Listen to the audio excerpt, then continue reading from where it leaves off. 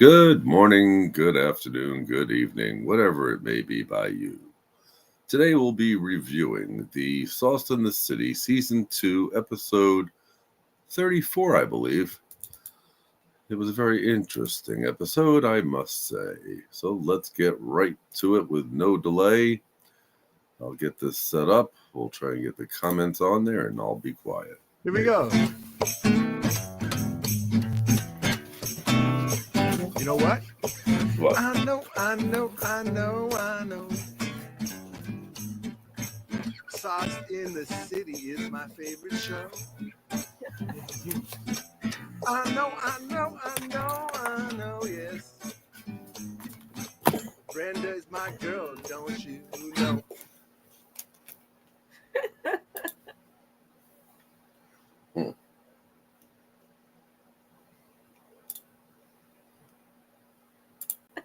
I love that intro. Shout out to King Dave. Welcome to Sauce in the City Late Night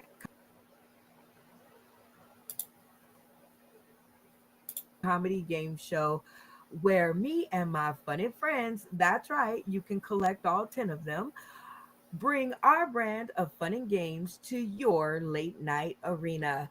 This is a live show, folks, and all that really means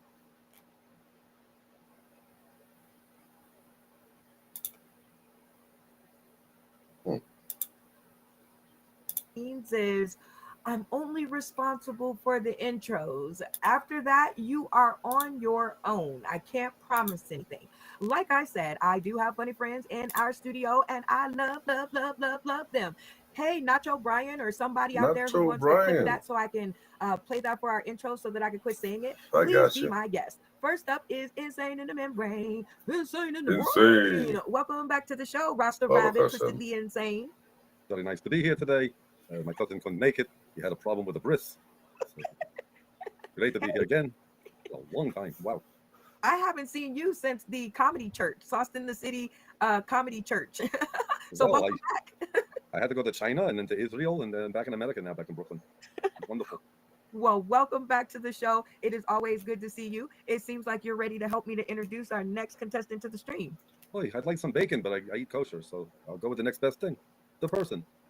Okay, before we get to her though, because I remember that you've never been on this series. Rasta Rabbit, Twistedly Insane, has never been on Sauce in the City Late Night Comedy Game Show. So I want to be sure that you understand, Rasta Rabbit, that this is a game show. All right. Okay, and I get to ask all newbies that are on the stream the same question. So I'll ask you, what is your favorite game show or competition series? Chase the goy. No, what's my line? I don't know this game. I love it. Chase the boy. And that's bad. I know what that means. All right, so next up is Bacon. Welcome back, Bacon. We've missed you. I missed you guys too. What's sizzling? Ready to get saucy. I love it. You were doing some getting saucy in the green room, and that's cool because you've got two more. So awesome, tastic. But what I want to do is publicly thank you for the graphics. Thank you for putting color and graphics to my vision. Like I can see it in my head all I want. If if I can't put it on paper, it's not going to work. I have no idea what I'm doing. They just kind of do themselves. Yeah, it's been a lot of fun. It's given me focus and a good little outlet. So thank you for the opportunity, really. Oh man, I love it. Well, it seems like after we're done like loving on each other, that you and Rasta Rabbit are ready to help me to introduce our next contestant to the stream. Who's it going to be? Let's see. I have been missing my malfunction junction. What's your Potion. function?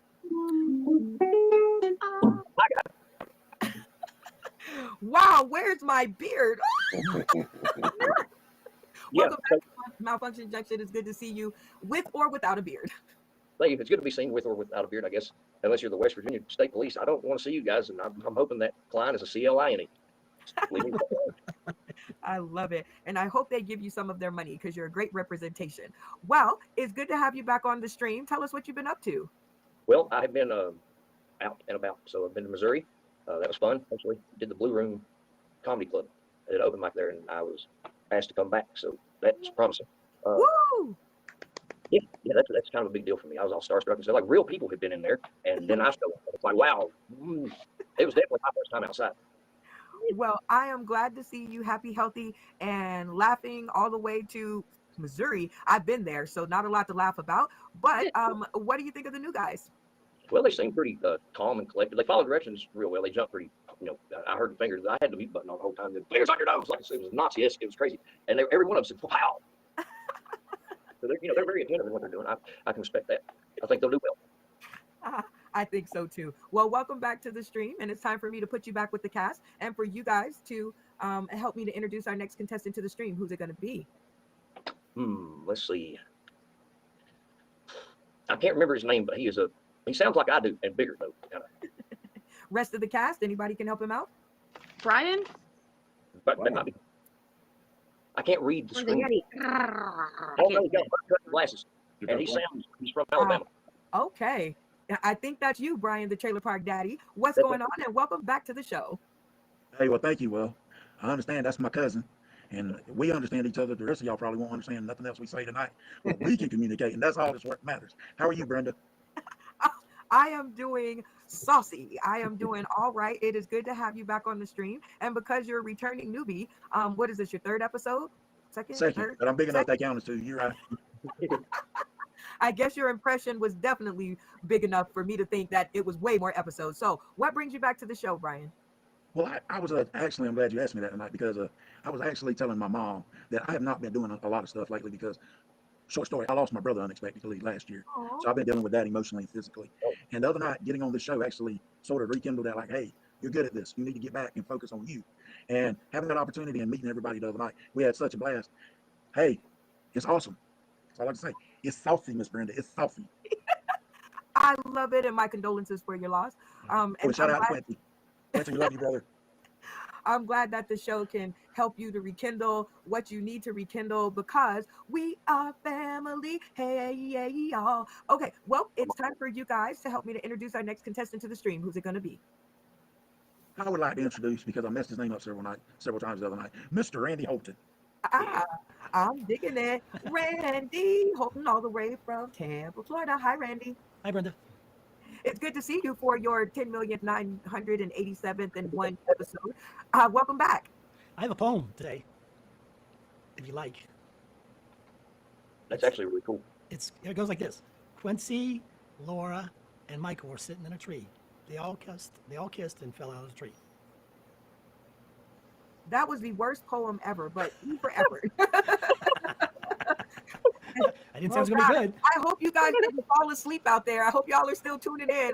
I'm sorry. My apologies. I didn't know where he was going with it. I just thought I would let him go. All right. Now that our fifth person who's tuning in has come back, it's time for us to introduce our next contestant to the stream. Who's that going to be? That's Joey Lee came back? No. No. How about David Green? Funny Man Green. Yeah. Funny Man Green to the stream. Who's so good in here? Hi, Brenda. And that's Randy. I'm taking notes. And that poem was so horrendous that Lincoln Hughes is thrown in his grave. Hi, Mikey. Stick your tongue out. Stick your tongue out. Welcome, Funny Man Green. Welcome back to the stream. Hey, Lori, how do you get your hair done? I need to know.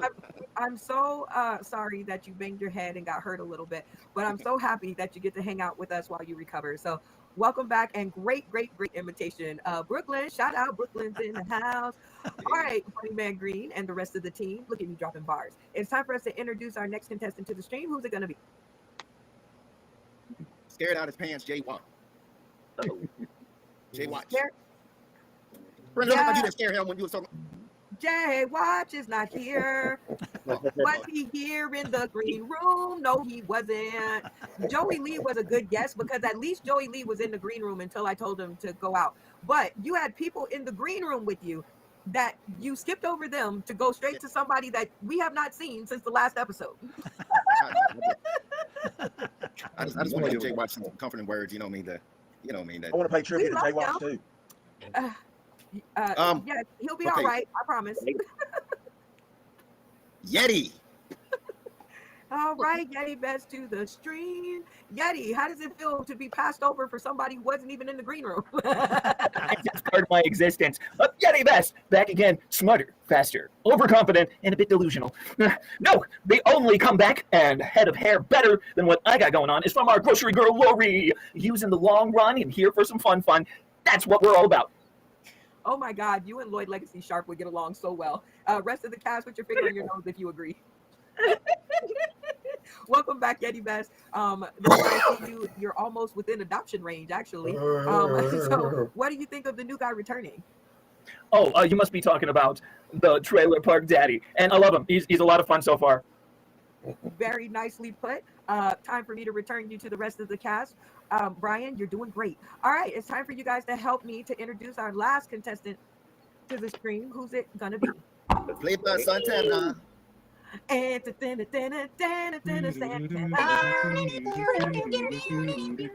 Santana song I know. Hello, I'm your closet comedian because I'm in my closet room. Yeah. Just as long as you don't empty yourself out of the studio. Welcome back, Santana. It's good to see you back. And, I think you're like half an episode ahead of Brian, but that's not much. So I get to ask you, what brings you back to the show? You said I could come back, and I said, okay. Very, very, very cool. Yep, we're going to try to just sit down. Yep. Okay. Well, welcome back while she gets herself together because she gave you a tour of her closet because she's the closeted comedian and she's coming out.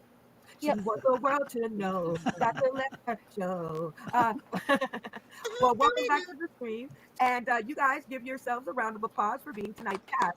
It looks awesome. All right, so we're going to jump right into the opening act. And this could be a dry video or regurgitated reel or something of that nature. But because we have all this talent in the studio, we decide to just go in-house. So this is a cast vote. So we ask everybody, and whoever gets the most votes, if I feel that they've done a good job, will get to take us into the episode. So Rasta Rabbit, Twistedly Insane.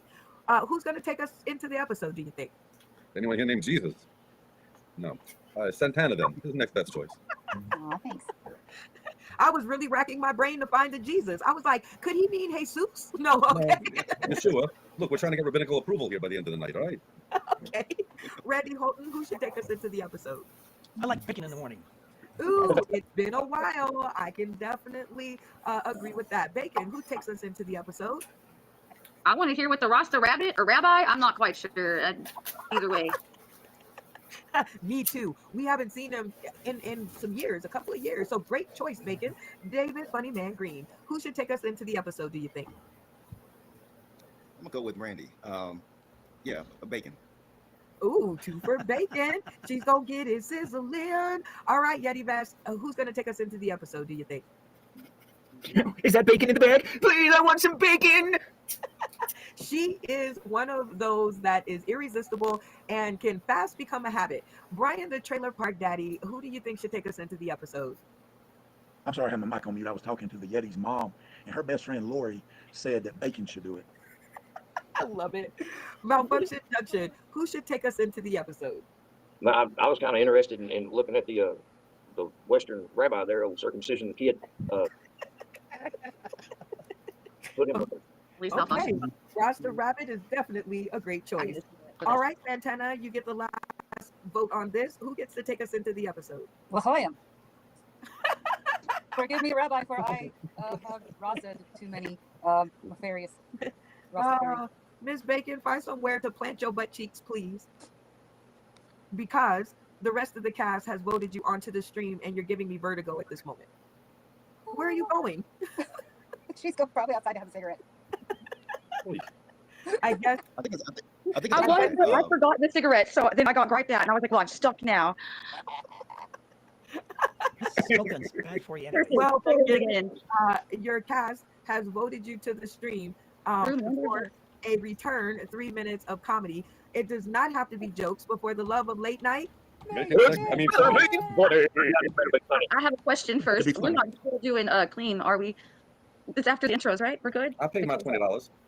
Because, well, We still got Yes, the I've been bacon. dancing, but you know, like bacon strips, bacon bits, like it all ties in. It's legit. Like we all know, like I got the eggs and then the strip, like it doesn't get wet. We just get greasy, and that's like me, definitely not kosher. Sorry about that, Rabbi, but pretty sure you already knew that. Like I feel like I'm the only one that has a pass to actually just hate the Jews because I didn't start this war. Like they decided they didn't like bacon way before I even came along. All fair on all these ends. Like, now, I mean, I understand the whole not wanting to believe in Jesus, but what about Jesus? Like, I mean, I heard he was hung like this. Like, Oh, man. Oh. now I'm back in my hometown, and I came out of retirement because I really did think I was done taking my clothes off in real life. Internet has been so much more kind to me. Like, it's way easier to take my picture and then make myself look as pretty as I possibly can and get my angles just right and post it on there, and then just spread the bacon around. Like, here we go. You've got some grease. You've got some grease, and here I got to grind for the grease. And it's just no, it's not as fun. Everybody's trying to get their hands in my grease trap, and no. I keep telling Jesus like he can hang around all he wants to, but Maybe he'll take you to Taco Boy. ooh, yes, I love them tacos. Now I definitely like free tacos. Free tacos. Free tacos. The time is up. If Thank you. they want to hear more about your tacos and your grease trap, where can they find you? On Instagram, I'm Crispy Bacon Bits, and on Facebook, the Book of Faces, it is just Christy Bacon. Well, you guys definitely follow along because she's going up. She wants the world to know. She's gonna show y'all. I'm working on it. All I'm like right. a greasy engine. I'm leaving a little trail everywhere I go. All right, Bacon. Well, we're going to hop into our first game, and I'm going to give you a chance to get some points on the board in Press Your Funny. Now, I didn't get a chance to set your board before you started talking, so I'll do so now. If you enjoyed what Bacon did, leave your screens on to show your appreciation. If you think that she took a wrong turn at Bacon Trap, turn your screens off, and we'll talk about it later. At the count of 3. 1, 2, 3. I thought it was funny. Anyway, all right, Bacon, how do you think you did? With that said, I hope I made everybody laugh. Like, you never can tell. Sometimes you leave me out too long and I get a little stale. First of all, you could have said nothing else for the next 2.5 minutes after you told that one about the Jews. And if you guys out there who are just now joining us didn't get a chance to hear it, go back and rewatch the video. That's all I'm going to say. But that one was crazy. And right after that, I was over here. I think it took me the rest of your set to regain consciousness. So I will give you 3 points if you can guess the first 2 people that turned on their streams for you. This is round 1, so you have to make it through both of them one at a time. So you have no points, so you have nothing to lose. So I guess you will press your funny. Press your funny. All right, who's going to be your first choice? Randy, because if he didn't, my heart will be broken. Mine would be too, and I'd be like, what is wrong with you? Bacon.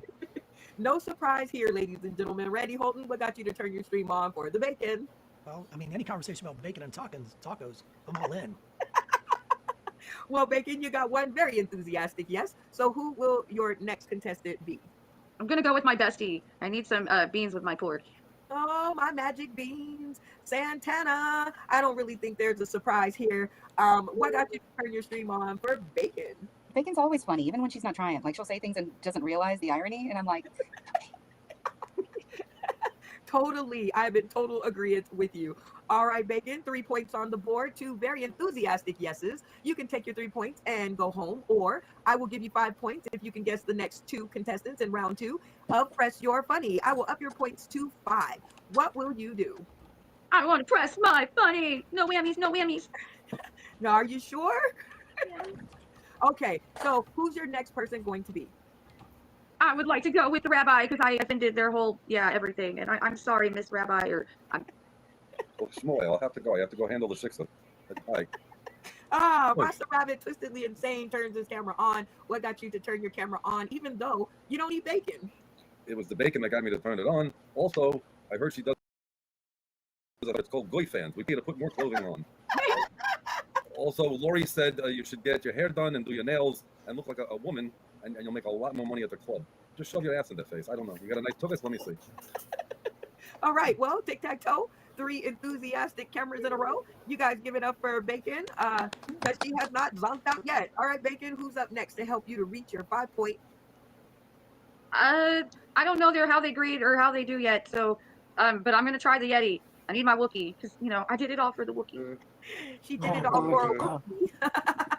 I'm gonna make a song up. All right, boom, because I didn't know how that was gonna go either. But based on the fact that I can see everything, I was like, I'm curious to your reason. What got you to turn your stream on for Bacon?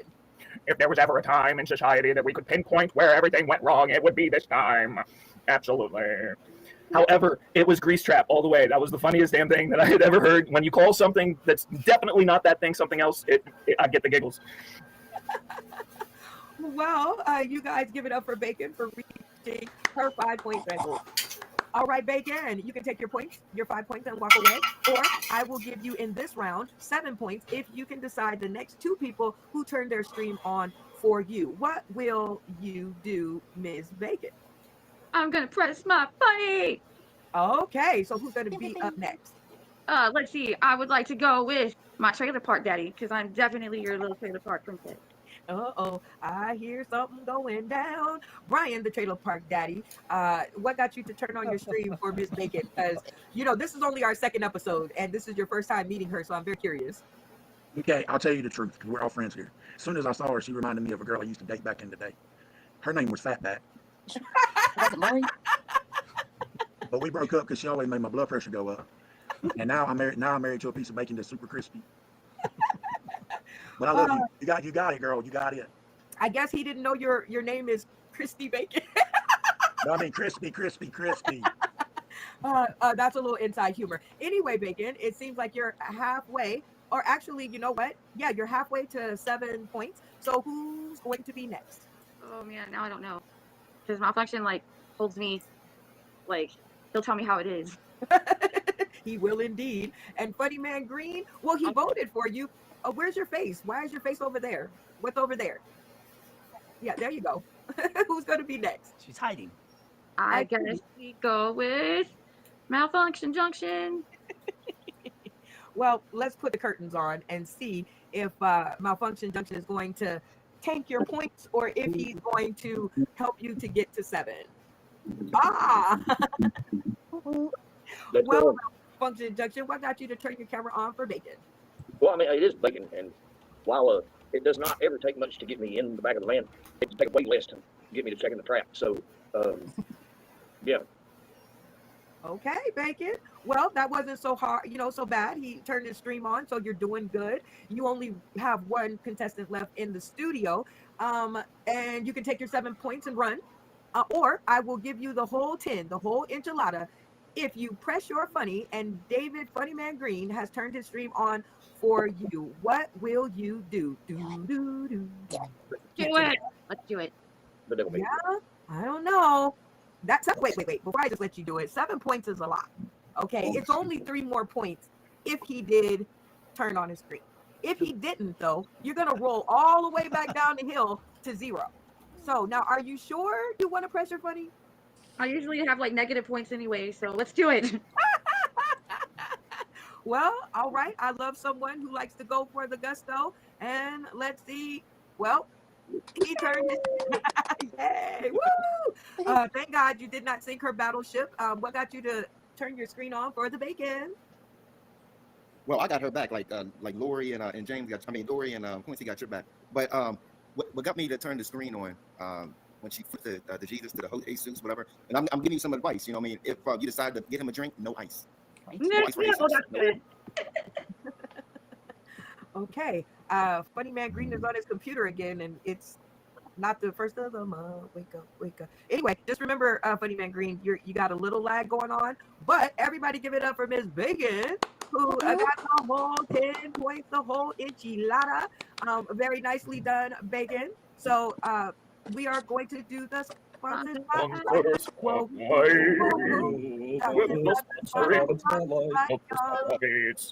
chicken, brown cow, and I love this part of the show because we get to go back in our history and visit different faces, spaces, and places. And in honor of Betsy Jr. RIPing out, in October of 2025, we are going to just exploit all the videos that we've saved. So we're going to go inside and look at her files and see what we can find for you guys' enjoyment before I can't use her anymore. So, because I don't know how to transfer files, gosh darn it. Ooh, this is a good one. David Burrows. Oh, shout out to him. This has been called to the stream and in an all-out battle. And in this game, it's called My Turn for Comedy, and it involves everybody in the studio. So you guys can definitely, everybody has a vote. How this game works is if you guys like what they're doing, you turn your camera on, and if you do not, you leave your camera off. But remember, every action has a reaction or a consequence, and you will have to explain yours at the end of this game. Does everybody understand? 3 minutes on the clock? Yeah. And the most cameras a win. All right, David Burrows, you were called out, so you get to decide. Do you want to go first or second? I'm gonna go first. Ooh, ow, that's how I like it. All right, everybody on the stream, by the time that I remove this graphic, your camera should be off so that we can set the game board for David Burrows. Screens off, everybody. Althea McFarland, screen off. There we go. I didn't want to call out nobody's name, but she made me. All right, so your board is set. 3 minutes on the clock. Let's do it. All right, let's talk about a fan favorite here. Ready? Let's go with some classic child abuse, right? I think hitting your child is obviously I'm a child somewhat. It's a real misunderstood art, because like if you hit your child the right way, he becomes Michael Jackson, So like I'm not. Okay, everybody in the studio, we're gonna replay the game. Everybody, turn your cameras off. We are going to play My Turn for Comedy. So what you're going to do is if David Burrows makes you laugh within his 3 minutes, you will turn your camera on to show your appreciation. And if he doesn't make you laugh, you'll turn it off and we'll talk about it later. This is not the video playing. This is my actual voice right now on July 20th, 2025. So if you are in the studio, please, cameras off. Off, off, off. That's right. See, I see who went away from the screen thinking that they had some time. Tony, Malfunction Junction, screen off. David Green, screen off. Santana, screen off. Everybody pay attention. If you like what David Burrows does, turn your screen on to show your appreciation. If you do not like what he does, I didn't say do anything yet. We are playing My Turn for Comedy. I'm going to start the video again. And if he makes you laugh within the 3 minutes that he is performing, turn your cameras on to show your appreciation. And if you don't like it, leave them off and we'll talk about it later. Everybody got it? Yes. Yes. Okay. Cool beans. Here we go. Advocating for child abuse, but like results are results, like I think like one day like Michael was cleaning the table and his dad was like, "This shit dirty as hell, son." He smacked him across the ass. He said, "Oh, daddy, give me one more chance." His dad was like, "Damn, say it again, son." Became the best man on the planet. So beat your child the right way, you end up with Michael Jackson. Serena Williams and her sister both beat as a kid, greatest tennis players on the planet. Results are results. And I've had this afro for a long time. I told somebody I was trying to grow this afro out like a little Jackson 5 style afro. And I was talking with this girl at work, saying I wanted to grow it out like the Jackson 5. And she said, "What's that?" I was like, "Fuck you mean, what's that? What do you mean?" And she said, "What's the Jackson 5?" I was like, "First of all, it's who's the Jackson 5? And second of all, like, have you ever lived on planet Earth? Like, have you ever listened to music ever? What do you mean who's the Jackson 5? And after like, I don't know, berating her for a while, and I was like, Michael Jackson didn't get his ass beat and shoved in a chimney every day for you not to know who the fuck the Jackson 5 is. She was like, she said, she knows who it is. And I was like, all right, cool. I lost the punchline for that one. But yeah, Michael Jackson got his ass beat as a child. He didn't get a childhood, which sucks. But like, I miss having a child. I miss like being a child, having like no worries all the time. So like I said, I've had this afro for a long time, and my best friend always like used to mock me for having this afro. He used to say like, "Why do you carry a pick around with you all the time? Why do you do this and that?" And I was like, "I gotta keep my hair fresh." And I have like one of those black power picks, got the fist on the end. And of course, him being a smart ass, he always had to say some dumb shit that just stuck in my head forever. He said, "Oh, you just like walking around with a fist in your ass all the fucking time?" I was like, "Damn, bro, why you gotta say like?" I think about that every day. I put this pick in my pocket every day. Like I use it. I think about that. It just sticks with me. My best friend's Egyptian. He likes to use that against me too. He likes to be like, "Oh, I'm Egyptian, like I'm blacker than you," and I'm like, "Bitch, you were born in Princeton. Shut the fuck up." Like, and then he'll say shit like he's Egyptian, right? So he has so many cousins. I don't know why this is a thing. Like fucking Egyptians and Puerto Ricans and Dominicans, because they can't stop fucking. And hearing like the way his little kid cousins talk, just like it always has me like cracking up or just like confused, because kids today say the dumbest shit, right? So this kid, we were playing video games, and this little 8-year-old just kept walking around after everything I said. He just said on skibbity. I don't know if you've heard that shit. But, like skibbity and skibbity toilet is a new shit that they're fucking saying. Like I was like, we were playing like Call of Duty, and I was like, man, this guy's good. On skibbity. Man, I can't find any ammo. On skibbity. Can you shut the fuck up? Like. And time, very, very nicely done, sir. Way to rock out. Okay, and your competition. That was the sponsor spotlight. Whoa.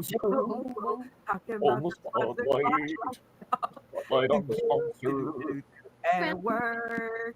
Shout out to David Burrows for coming and donating his money to the show. That was actually really funny. But like I told you guys before we got started, I wanted to relive the game. And so I see the screens. So we're going to see in real time. Oh, he got everybody except for Rasta Rabbit, Twistedly Insane. Rasta, camera on. What prevented you from turning your camera on for the replay of David Burrows? Well, I had an emergency bris to perform, and I don't know this man. MJ is not a joke. What else? Child abuse, emotional, physical, both. I think guilt is the worst. And I don't know about skibbity doobity doo, but skibbity dibbity doo, Lori, I adore you. And 54 years ago, today we landed on the moon, and that does not compare to what that man did. Is that good? That's cool. Randy Holton, what got you to turn your stream on for David Burrows? Well, racial jokes and kids beating jokes and assorted debauchery, I'm all in. I love it. You were on the show because this is your 12,987th and one episode. So how do you think the replay went? I think it was better than when it was live. I do too, because I got to actually see it this time. And funny is funny. I love having you on the show so that you can authenticate what I'm thinking. All right, Bacon, what got you to turn your stream on for David Burrows? Pretty much every reason the rabbit hopped away is why I loved it. All the debauchery. I love it. All right, Kenny, what got you to turn your stream on for David Burrows? I got to tell you, it touched my heart, really, the subject matter, because I feel like if I took more ass whoopings as a child, I wouldn't have taken so many as an adult. Brian, the Trailer Park Daddy, what got you to turn your stream on for David Burrows? Not being scared to push the envelope. Even when he messed up, you can tell he's been on stage. This is the stand-up side of me coming out. And he, even though he missed a punchline, he never missed his comfort zone. He just went on, came back, picked it up. He recovered good, but the whole Michael Jackson thing, I love just being, and he wasn't scared to say it. So. Oh, I love it. I love the deep down thoughts of comedy. Malfunction Junction, what got you to turn your stream on for David Burrows? Well, I mean, basically everything he said, like the child beating. I'm pretty sure if any of them would have been about Jesus the Rabbi, I'd have been all in. But you know, dude did good. He pushed it, and I could appreciate that he did not give a damn. I'm gonna say this, and if it goes, it goes. I don't care. He didn't need a punchline. I don't care that he forgot it. What he said before that was amazing. It was good. All right, Santana, what got you to turn your stream on for the David Burrows replay? Unmute your mic and your voice. Okay, so it's nice when you can take something kind of negative and turn it into a positive, like child abuse, because there isn't really anything good that can come of that. But he made it light, and that was good. And like, I still love Michael Jackson, so like. Funny Man Green, what got you to turn your stream on for the replay of David Burrows? Because I'm not a hypocrite. Because in that episode, I turned the camera on, so it'd be real weird for me to have to turn the camera on now. And unlike some people, Randy, that if I remember correctly, you didn't turn the camera on. Well, in Randy's defense, he said it was better the second time. Okay. So we'll just meet the beast and I'll think. Well, what do you think, Funny Man Green? Because you were on that episode, do you think it played better the second time? Yeah, I do. So I remember the last time I turned it on was just because of the Michael Jackson thing, but this time I turned it on because of the afro and the Egyptian thing. So he said, "I'm blacker than you." Yeah. I didn't think that could be a thing. Yeah, because we were talking about doing the Michael Jackson battle. We were, and we never got a chance to do it. Well, Right. Welcome to the stream, Brooklyn. Glad that you could join us, and I know you were here when we started the video. So what got you to leave your stream on for the replay of David Burrows? Well, I missed the original airing, and I got notes of the second one, and I loved it. Anything's talking about the abuse of children. I now know how my parents felt when they were at the bar. Like, I really cracked the kid good one this one today. I'm a little disturbed that it's taking you this long to pick on me. I've been here the entire time. Well, just to catch you up, Brooklyn, the name of the night is Lori, and you'll just have to fill in the I blank. just got off of her a minute ago. It's why I got here late. I'm so sorry. She's doing well, and she'll recover soon. I love it. It is time for us to jump into our another game of the night, because I'm just now figuring out that we just already played 2 games. So the new game of the night, if the thing will load over Brooklyn's face, even it doesn't want to cover his face. Come on. It really is stuck. You need it to load over my face. Lori, I would. get some I would. Lori, Jesus Christ, Miss Lori. It's my dream. All right. Okay, Betsy Jr. She's just now catching up with what I want her to do. So hopefully here we go. Maybe that's computer This Lori. is the new game alert. Do not try this at home. We are not even safe for trying it here in the studio. Please, whoever is touching their camera or moving their fingers, stop. Thank you. All right. So this actually, I'm not even sure what is coming up on the screen at this point, because Betsy is like, I'm just not having it today. Anyway, Miss Bacon, you wrote in the chat that you wanted to play our game and you want to tweak the rules. And the game that you were describing, I have to see if this is even doing what it's supposed to be doing because Betsy is not having it. Oh, this is a test out. Oh, there it is. Okay, because I'm working on a wing and a prayer over here on my internet today. So the game is Who Done It, and it is a classic super sleuth game. And when you mentioned it, Bacon, in the green room, I thought it was like super dope, the twist that you put on the game. And remember, people, this we're trying this out. Don't try it at home. You don't want to lose family members. So if you could just give us a slight explanation of the game rules so that we know what's going on. Well, I got the idea from another really cool show, so I thought maybe we could tweak it for here. But you tell everybody submit stories, and somebody, you read the story, and then we all have to figure out who done it. And if it's yours, you just don't tell everybody, and you lie and vote for somebody else. And however many people that you trick into not thinking it's you, that's how many points they get. I love it. Sounds good to me. All right, Cass, you guys kind of heard the rules. Are you everybody kind of understand what's going on? No. So we message you a story or what's going on? Absolutely. Well, some of us already have. Correct. And those are the stories that I'm going with. So calm your okay. jet there, Santana. So earlier in the chat, Ms. Bacon requested that I ask everybody to send me a story. And I am to read the story. And the owner of the story is to try to fool everybody. The thing is, you don't want to be found out. Okay, so you have to play along. However, if you are smoked out, you do not get that point. If you trick everyone, you will get 1 point for everybody that you can fool. And if you can fool everybody, you'll get a bonus 5. How am I doing, Bacon? That sounds right. All right, cool beans. All right, and, so go ahead, Brian. Just to clarify, so basically, if it's not our story and you call on us, we have to act like it's our story. We have to convince you that it's ours. No, you have to convince us that it's not you. Okay. The game is Who Done It, and right, Who Done It, and so the moral of the story is for everybody to try to guess who the owner of the story is that I'm going to read. The owner of the story is the person who is playing. Okay. Only they know who they are, right? So it is their job to trick everybody into not picking them and saying that's your story. If they trick everybody, they get 5 bonus points. If they each person that they trick, they get 1. How am I doing, Bacon? Good. We got this. So if we we got guess right, do we get a point? Everybody. What did you say, Santana? Yes. I was just making sure. So if you get it right, you get a point, right? Bacon? Like, if we I guess, don't know. Should we do it that way so like more people get points too? Or is it It's your game. You get to decide. It's your game. Sounds great. So if you guess it right, you get a point, and if you fool people, it's your story, you get a point. So everyone has to pretend that they at least submitted stories. So just from here on out, everyone submitted a story. Or maybe not. You don't know. I'm the only one that knows who submitted one and who didn't. That's the grandeur of Who Done It. And you're gonna read everybody's stories or just one Nope. story? Maybe Okay. we'll see what we have time for. All right. So we're gonna start with one, so that we can practice. Right. So the rules of the game, just so everybody is on the same page. The person's story that it is the contestant. If they fool everybody, they get a bonus 5. For each person they fool, they get 1. On the other side of that fence, you, the guesser, if you guess, if you're the first person to guess, let's put it that way, you will get 3 points. And then whoever agrees with you and you guys get it right will get 1 point. Everybody with me? First person gets 3, other people who agree get 1. Okay? And those who don't guess right at all, y'all just get nothing. Okay? That sounds like a normal Tuesday.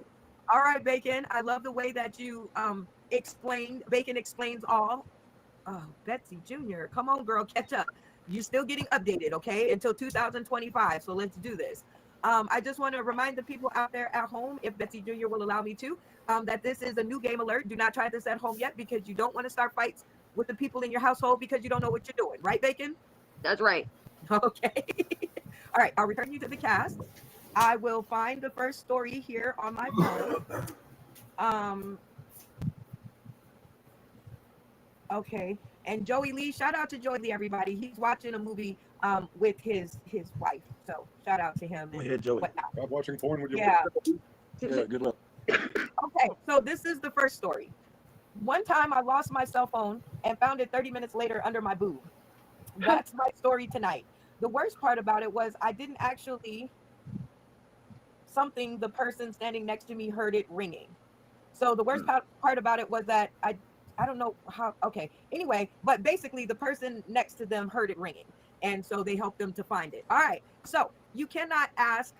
Well, no, you can ask any question you want because with the way the point system is set up, you got to hold it together. I'm going to put. There's 9 of you, so I'm going to put 3 minutes on this. No, wait, that's too long. A minute. No, 90 seconds. 90 seconds. It's got to be 90 seconds because there's 9 of you, so 90 seconds. That means everybody gets like 10, so don't get long-winded. All right. And I'm even going to open it up to the commentators who are out there tuning in. Shout out to Nacho Brian and Matt Timney. Thank you guys for coming back to the show. We missed you the last time. All right, and 60 or 90 seconds on the clock. And who done it? All right, so Go there's with only Lori Quincy. It could Maybe be not Santana. Mikey. You gotta think of somebody with boobs. Santana. Trailer park. Santana. Santana. Okay, Sam no, was right I here. can already The see Peter that Peter this is is not Brooklyn. going well. I think that's why he don't play. I think he's Brooklyn. Ooh, let's do it. That means it's not going well. You guys Okay. have to talk one at a time or nobody can hear anything. And Oh. please don't bully the mic, which is just start talking and keep talking so that no one else talks. Say what you have to say and release the mic. Everybody with me? Yes. Let's All right, stop. so this Person should to go talk. a lot different in this next 90 seconds. What did you say, Bacon? So let's start in the top of what they're saying, and each person's got 10 seconds to reason it out and say who they think. Let's put a boop, boop, boop, boop on this. In 90 seconds, you guys can work it out any way you want. And at that point, you just know that what we did last time was not working. Okay? So 90 seconds on the clock, resetting, and let the conversations begin. All right. Who thinks it's bacon? No, it's Santana. I don't think they're big enough to Lori get or lost. Yeah, I think it's Lori Santana. or Santana? I saw the screen. It's gotta be Probably somebody Brian. Could be Somebody- Brian. Brooklyn. somebody with big boobs. That's not So- Santana. We lost weight. I'm thinking Santana or Trailer Park. Here. How big are your boobs, Trailer How Park big are Daddy? your boobs? Oh, but yeah, What's your how girl big are size, you? Trailer Park? You're at age. I got C cups. That's not big enough to hide them. Y'all can think You what you wanna want. see but, I mean, seriously. I wish I it was think it's me. Lori. I'm going with Santana. Lock it Oh, in. Quincy. Oh, yeah, Exactly. it was Lori. Santana. Lori. Santana. You said Lori. Santana. Santana. Santana. Yeah, Lori. Santana. Santana. Lori. Lori, Yeah. Mikey, or James? Yeah, Santana. Black Santana. titty woman. Lock it in. How big are Quincy's tits? Girl. Yeah, Santana. Santana, turn off Santana. your Has it been screen, 90 girl. seconds yet? As soon as she Turn off started your reading, camera. Santana started getting excited. So Oh, yeah. what you talking about? Conta y button Turn on the your screen camera that off, looks Well, I like knew soon it was. Santana. I knew soon as somebody said Pencils. boobs, they would be like, "Oh, Trailer Park Daddy." Okay, I knew they were well, gonna do that. somebody got super excited and fell off the screen, so hopefully they'll come back to us. But it seems like you guys have all taken a vote, and I think I think you guys have all come to an agreement. So will the person of that story please turn their camera on and tell Wait, us how more? are we gonna get our points if we voted correctly though? If we don't, You guys all said Santana. is Am that I what y'all? I right? thought we were individually voting Good for because Santana. I vote for okay, but I'm splitting it with you. Okay, One, I wait, get the other. whoa. I'm just kidding. Whoa!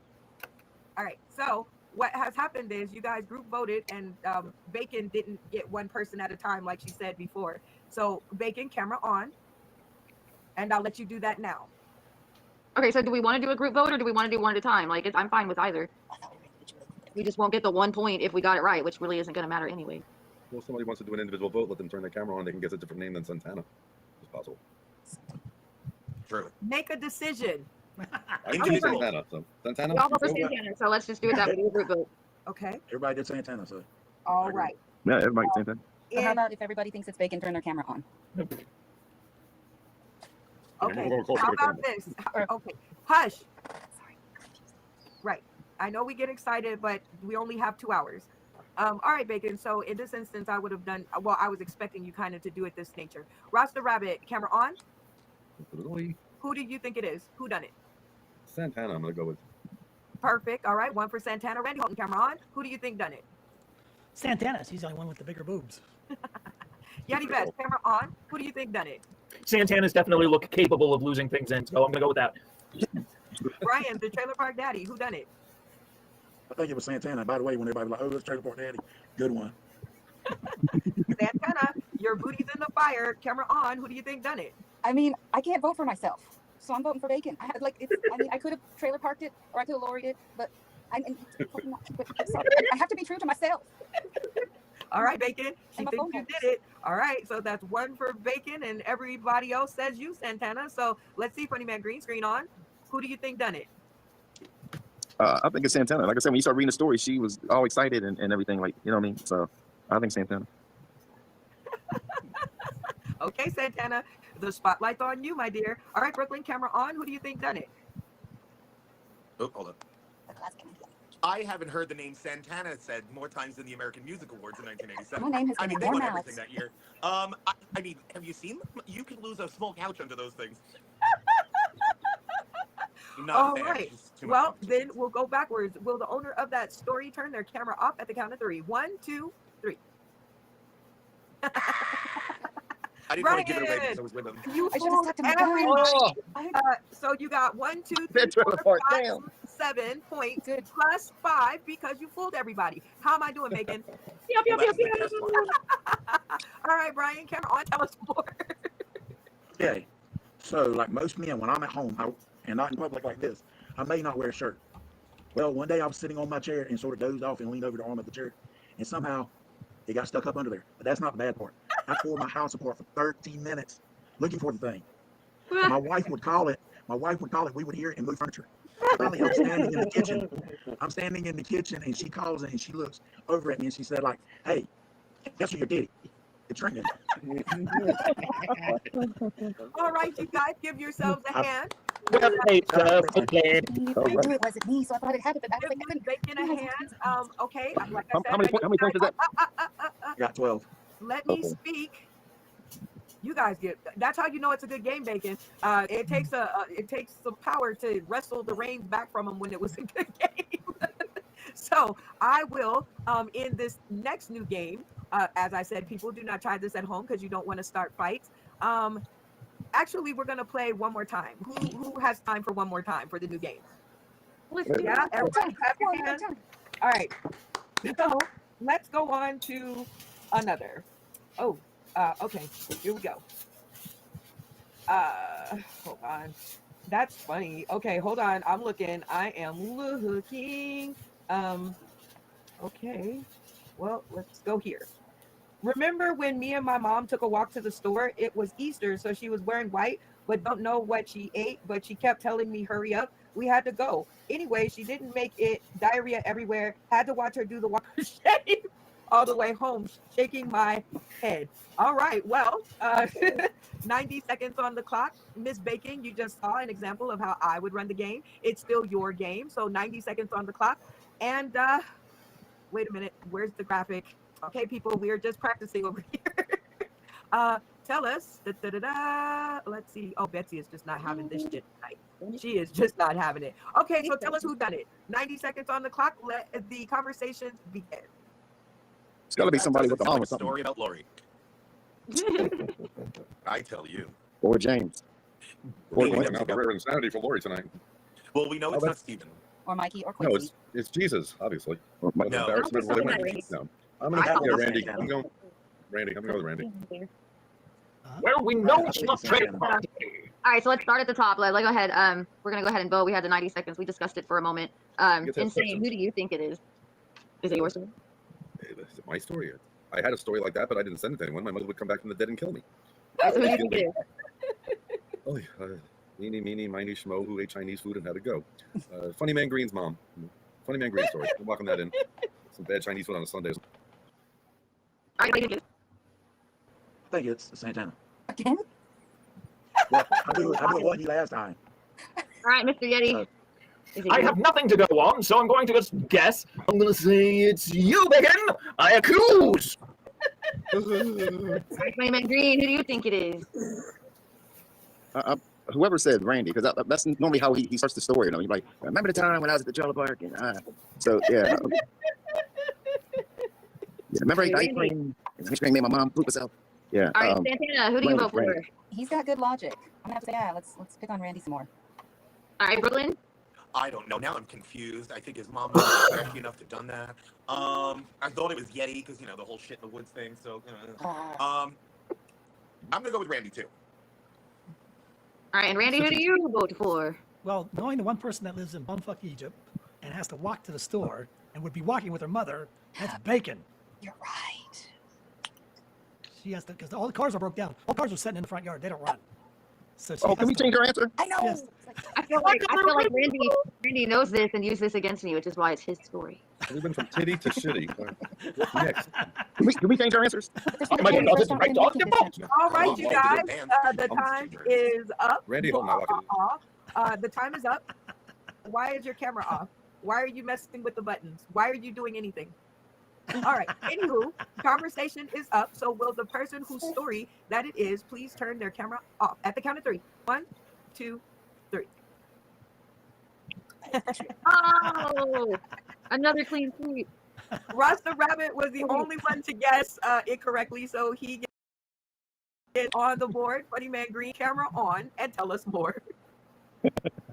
Okay, so at the time, you know, I mean, my mom didn't drive or whatever, so we walked everywhere, and she went to go to the dollar store, what was down the street, and I can't remember what it was we ate or whatever, but they showed up on a dress coming back from the because I was going to, at the dollar store, I was going to get a toy, but she was like, hurry and pick out something, and I was like, do I want this? Hurry and pick up something, hurry up! And then, like I said, you know, I mean, we hurry up and we ran, and my mom don't run, you know, I mean, her time was like 300 pounds, but we ran, but she didn't make it in time. She pooped all over the place. What year was this? Was it in Florida? Because I may have been doppelganger with my mother. Some bad Chinese food. All right, you guys. Well, nobody else guessed it except for Rasta. So Funny Man Green, you got 1, 2, 3, 4, 5, 6 points, but you did not get the bonus because you did not fool Rasta Rabbit. Everybody's getting the hang of the game? Yes, ma'am. Yeah? Okay, so we got time for one more. Story submission. I was once in a naked dog fight. What had happened was I was put in charge of watching these purebred American bully blue ribbon winning canines. 8 of them living in the same house. Some of them didn't like the others. Rooms were separated by gates, but sometimes people don't listen. Unfortunately, what went down happened while I was in the shower. Quick decision, grab some pants, which will waste time and ruin the pants, or jump in and save anyone from scars and hopefully not die. I had to apologize to the house for having to see such a scene and thankfully wasn't blamed for the fight. However, was blamed for the urine and feces that was produced during, even though it was clearly the dog that lost. At least it was easy to get my shower after. Ew. Okay, I don't know what to do with that story, but 90 seconds on the clock. I'm learning more about y'all than I need to. All right, 90 seconds on the clock, and let the conversations begin. Was that you, Brooklyn? Bacon. That sounds like a New York story for sure. Brooklyn. What other people were in the house that you were trying to protect? What had happened was, Randy. I would have said, Okay, Lori. Funny Man. Dog watching. I would have doesn't said know. Funny Man Green. Somebody was dog Would have had to say watching. Funny Man Green because of pit bulls. All right, we all do, so we want to. I All was right. Ryan because I saw him petting a pit bull earlier. Insane, who do you vote for? You. Bacon. What's All the right, bacon story? All right, Randy. straight up, Daddy. Randy wouldn't run out of the shower naked. The aliens would have come and got him. Who says they don't have them already? You know. It is Florida. Release the mic. All right, Trailer Park Daddy. Who do you vote for? Thank you. You. Me? Okay, 2 for me. Mr. Wookie.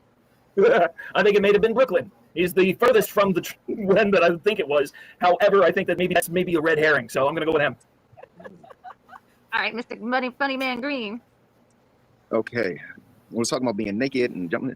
It's got to be a woman. It's got to be a woman. So I'm. Well, I'm not naked in the shower.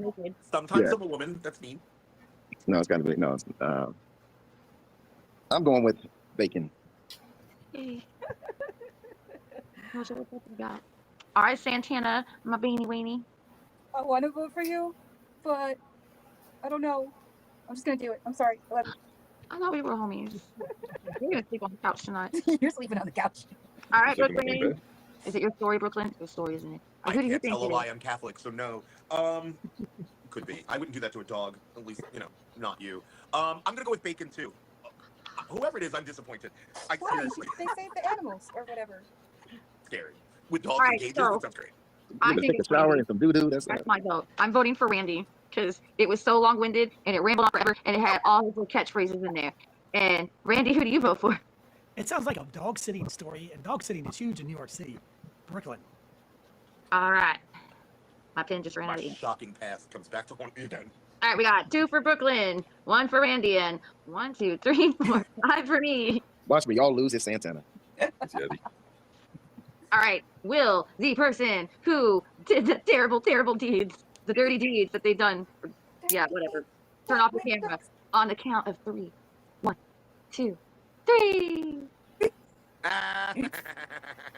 What? I knew it. 3 in a row. Not the I got you one. all. You didn't figure it out until the end. Ah! Okay, so yes, I was in the shower.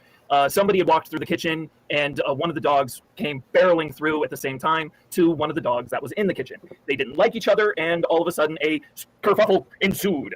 With all of the screaming and the barking of the other dogs, I was alerted to the issue and had to make a quick decision. Unfortunately, I made the wrong one. I jumped in. I found out later, you just don't do that. Don't do it. Let them, figure it out. Better to tear up the pants than your legs. See, pants should have been my first clue that it was a dude, not you, Bacon. I'm sorry. I'm actually really surprised. I think there was a lot of people hopeful that it was Bacon.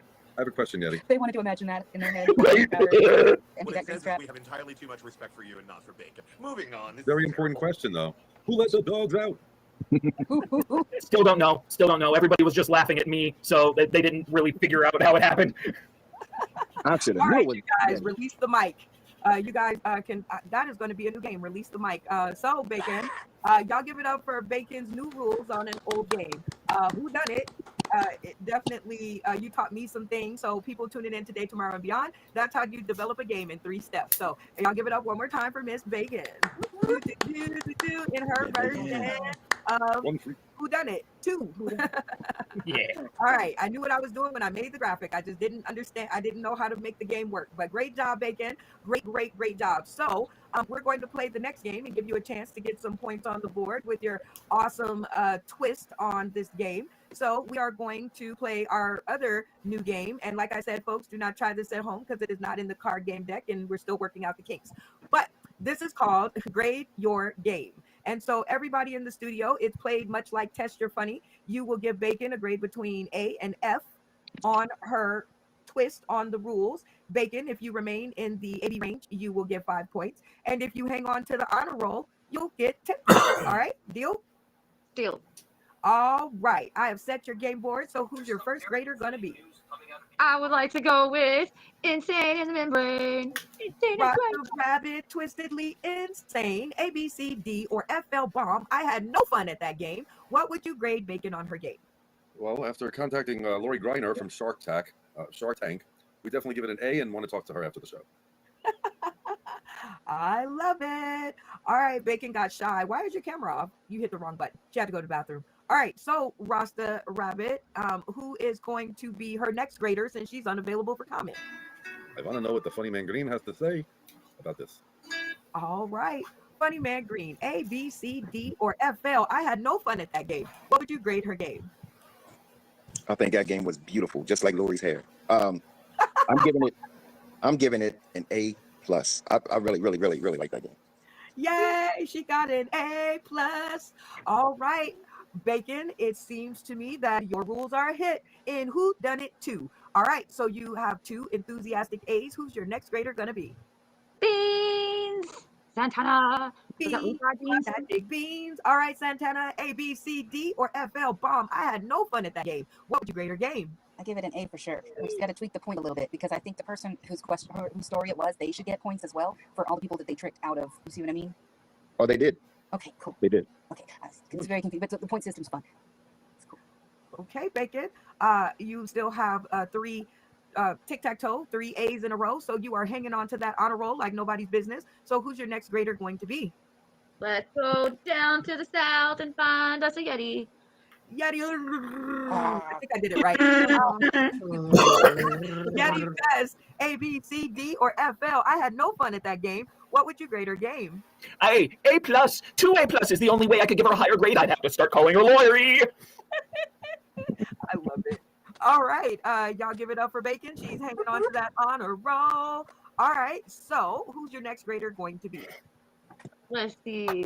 What does my trailer pot daddy have to say about it? I have one thing to say. Santana, sit down.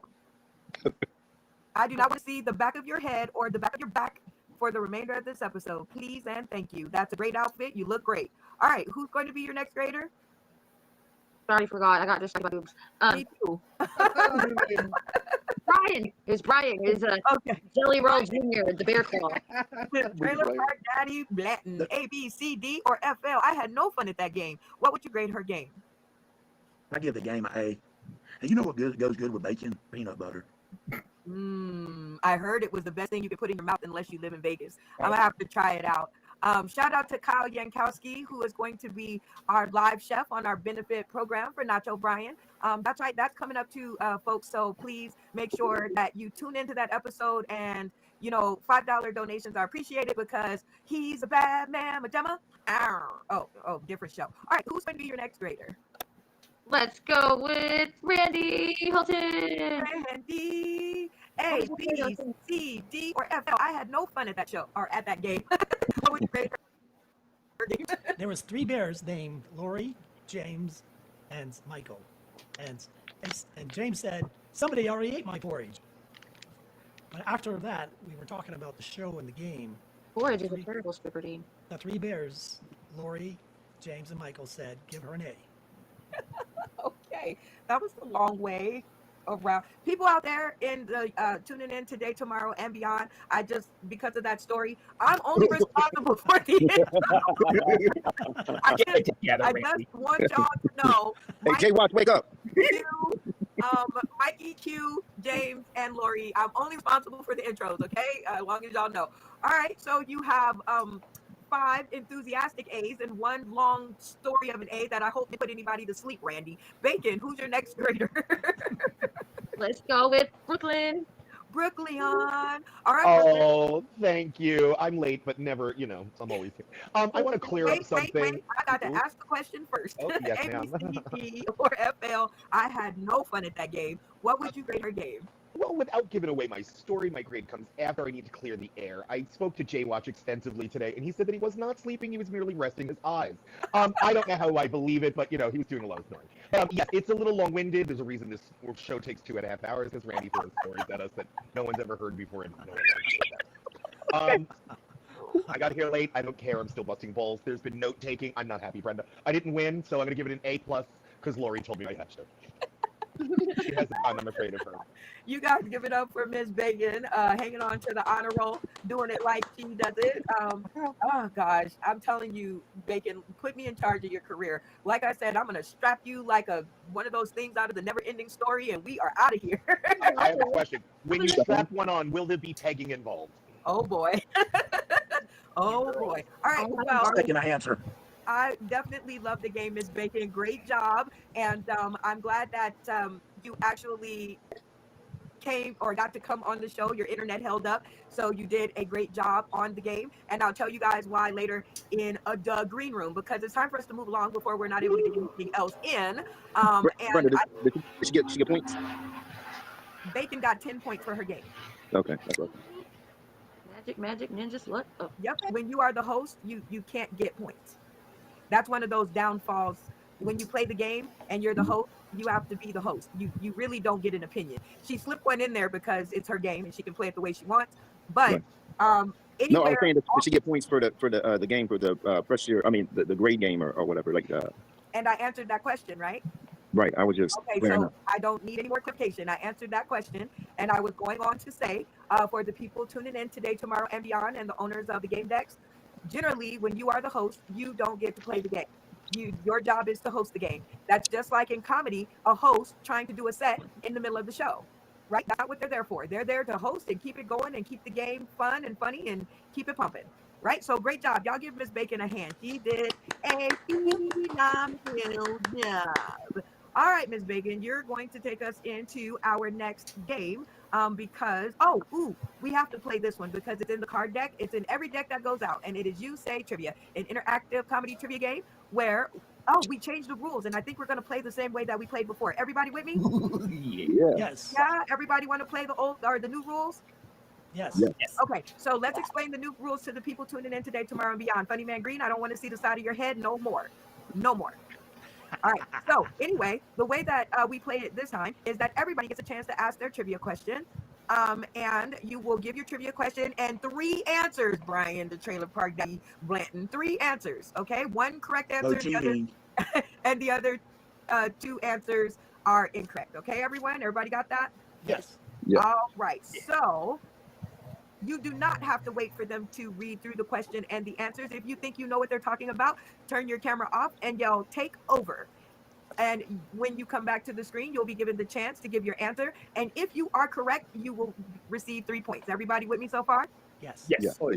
Yes. Everybody will be given a chance to either agree with the first person who took over. And if they are correct, they will receive 1 point. Everybody with me? Yes. Yes. Okay, very nice. All right, so if you guys get the wrong answer, I should not have to explain this, but there's a man enjoying $10 million because he spilled hot coffee in his crotch. So I will explain this. If you do not get it right, you get nothing. Everybody with me? Yeah. All right. Okay. And trivia person, same as always. The person who's asking the trivia question, it's 5 points, all or nothing. If you full cast, you get 5 points. If you oh well, we can't play that one because everybody has an individual choice now, so we have to shave that one off. But the new rule is the person, nope, that's a different game. Anyway, so we're there, right? Everybody got me? Yes. Okay. Yeah. All right, so we're gonna start with Santana. All right, Okay. Santana, pose your question and your 3 answers. Okay. Who was the leading lady on Full House? Was it A, Take Lori Romero? Brooklyn, stop reading the Robbie, my Lori answers. question. Brooklyn, carry on. What is the answer? It's Lori Loughlin. Lori. He says Lori Loughlin. All right, Santana, finish the question and the answers. Okay, so who was the leading lady on Full House? Was it A, Lori Romero, B, Lori Singer, or C, Lori Loughlin? Okay, so the rest of you guys, if you agree with Brooklyn, leave your cameras on to show that you agree. And if you don't agree, turn your cameras off, and we'll ask you about that in a second. On the count of 3. 1, 2, 3. Ooh, Smart. Brooklyn. Everybody seems to agree with you. You seem to be the smartest person in the house. Tell us more. Well, I live with a dog. I'm not the smartest person in my house. I know that. Yeah, it's Lori Loughlin. I've never been more sure about anything in my entire life. All right, Brooklyn, if you are correct, you get 3 points. And everybody else who agreed with Brooklyn and was herded into drinking the Kool-Aid, you guys will receive 1 point if Brooklyn is correct. Funny Man Green, do you think Brooklyn is correct? Yes. Brooklyn. Yes. And I'm good. All right, Malfunction Junction, you just got back, but I'm sure you caught on. Do you think Brooklyn is correct? Yep, sure as it's not Johnstown flavored Kool-Aid I'm drinking it. Yeah, he's right. Brian, the Trailer Park Daddy, why did you follow along with everybody else? Well, you know I'm not going to disagree with Brooklyn. Happy life, happy life. Yeah, he says.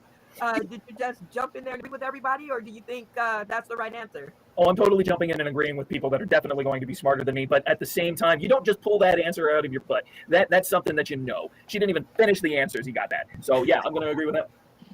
Bacon. Now you are the other side of our magic beans, and are you just rolling along because she said it, or do you know that to be the right answer? Randy, be still. You're breathing so hard. Just be still, Randy. I just rewatched all of them and the new ones, so yeah, he's correct. I see it in my head. Clear as day. All right, Randy Holton, are you just on the bandwagon, or do you know your answer to be true? I thought it was Bob Saget myself, really. How dare you? Okay.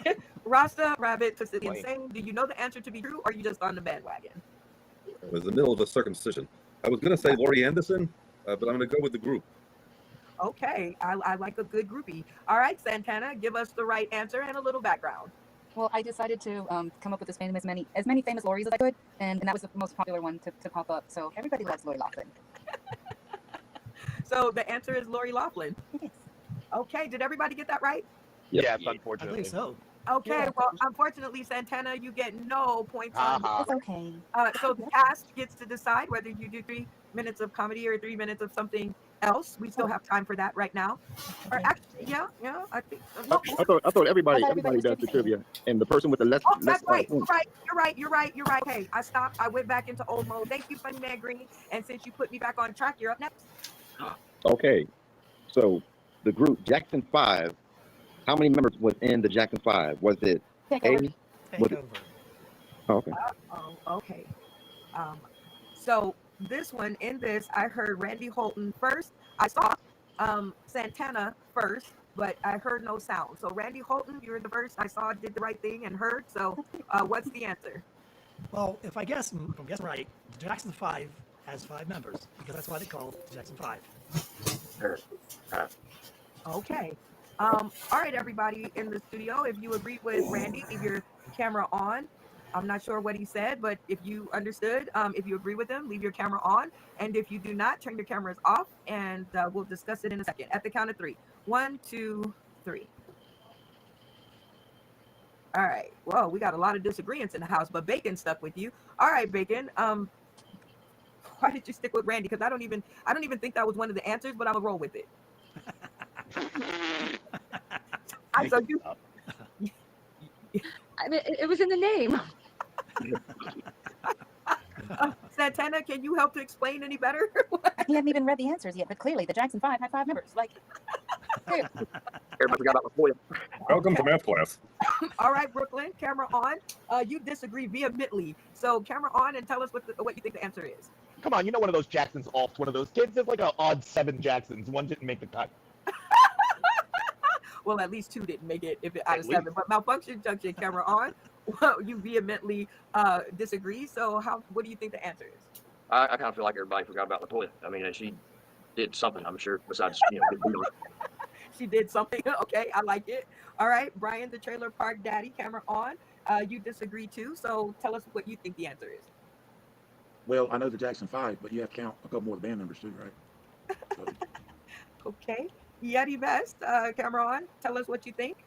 It had to have been a trick question. I really don't know how many members it actually had, but it had to be a trick question. How are you going to ask how many members are in the Jackson 5 and not get everybody on the fact that maybe it's 5? But no, I have a feeling that there's more. I think it's 4. Bacon, go ahead and tell us. Oh, wait. No, I already got you. Okay, so again, please leave your cameras in the last position requested so that I don't lose my place. If you have to do something, please do it after the game so that I don't spend 10 minutes on trying to find out who hasn't gone yet. All right, Randy Holton, you win. Yeah, okay. I did. Yeah. Rasta Rabbit, Twistedly Insane.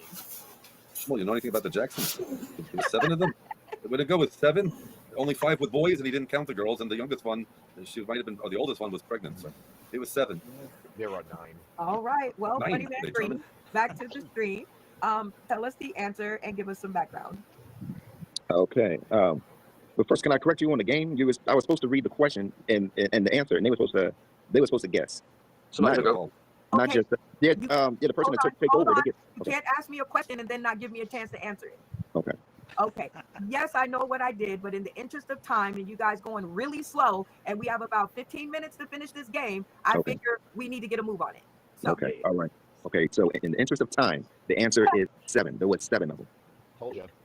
And who were the 7? I know. I think Sam said 7, but. Well, in the interest of time, I'm going to say I don't know. Okay. So who knows? Who knows the names? It's Reby and Latoya. Who said what? Reby. Bill and Yes, know the Jacksons, baby. It's Reby and Latoya. We're each members. Michael. Well, wait a minute. Then that made 8 because it was Reby, There Latoya. was actually 9. There was actually 9. I'm talking about the No. group. Okay, you just hush up. I said name the siblings. That's all I said.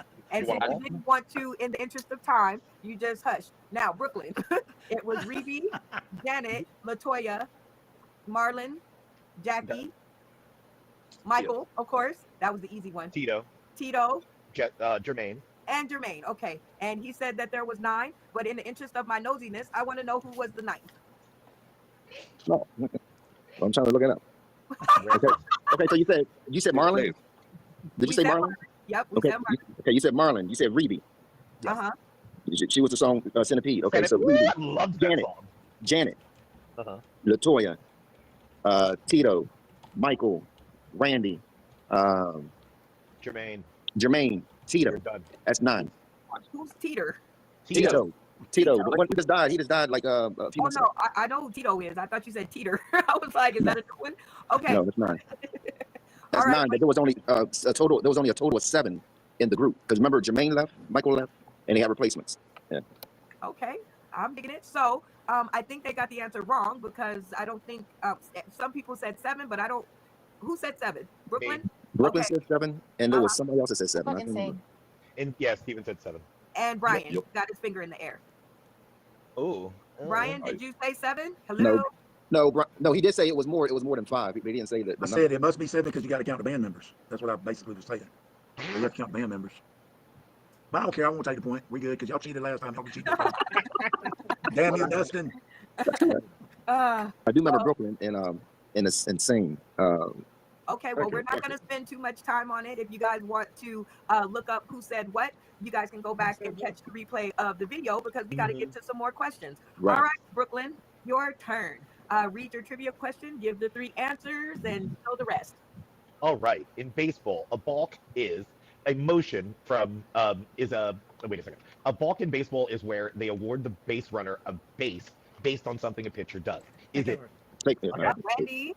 All right, Randy, whose voice was very weak, but the squeak of his chair could shatter a window. But all right, Randy, what's your answer? I got this, son of a bitch. I got this. If the pitcher looks over and motions toward the first base without pausing, the base runner is awarded the next base. So he has to stop and pause. If he doesn't do that and he motions to first base, the first base runner gets to second base automatically. I got this, son of a bitch. Okay, but what's the answer? That's the answer. Is that no? That wasn't Brooklyn's answer. He gave 3 answers and they were not that long. It's called a balk. So what? Okay, thank you. If you guys, the rest of the people in the studio, how about we do that for a number 2 rule? First, give the answer, and then you can tell us the story. Okay. Oh, okay. All right. Sorry. All right. Okay. Great. All right. If you guys agree with Randy, who will get 3 points if you guys get it right, leave your cameras on. If you got lost in the sauce like I did, cameras off, and we'll talk about it later if you think it's a different answer. On the count of 3. 1, 2, 3. Okay. Very, very good. All right, Brooklyn. Give the question and the answer one more time because Randy's answer was so long I forgot. All right, he's actually correct. There's not a lot of multiple choice answers. A balk is when you go to pitch to the batter and you motion like you're going to throw it to home plate, but you throw it at first instead. The only difference is every baseman on the base is awarded a base, not just the first baseman. All right, Brooklyn. You did not fool everybody, so you did not get 5 points, but Randy gets 3, and Malfunction gets 1, and Funny Man Green gets 1, and Santana gets 1, because they all agreed with Randy, who said it was a balk in the around the way version. All right, so now we're just going to hop on to our next person. Mark your points down. We didn't select a point taker before we started, so hopefully you guys keeping up. All right, Malfunction Junction, question and your 3 answers. All right, so how did Jack Daniels die? Was it A, kicking his safe, breaking his toe? B, his foot got run over by a carriage? Lock it in. Take over. Yep, Funny Man Green, you got to say the right words. All right, Funny Man Green, camera on. Tell us what the answer is. I think I've seen this one 1,000 Ways to Die. I'm gonna go with A. Which is? He kicked, I don't know. He kicked something. Kick the bucket or something. Something he kicked. All right, something he kicked. Malfunction Junction. Read the question and all the answers, and then tell us if Funny Man. Oh wait, I didn't set the screen. Funny Man Green. If you agree with Funny Man Green, leave your screen on. If you think he kicked something and died, and screen off if you think it was something else. At the count of 3. 1, 2, 3. Okay, perfect. All right, Malfunction Junction. Go ahead. All right, so I mean, there's really no sense in repeating it because he got it right, but he didn't. What did he kick? The chest, the barrel. I know. All right, he kicked the bucket. That's what he did. He kicked the bucket. So in the interest of time, don't ask questions. Just give us the answer and tell us the background. All right, so he kicked his safe. He forgot his combination and he was drunk on his own sauce and kicked the hell out of his safe, and it broke his toe and set up gangrene. It just killed the hell out of him.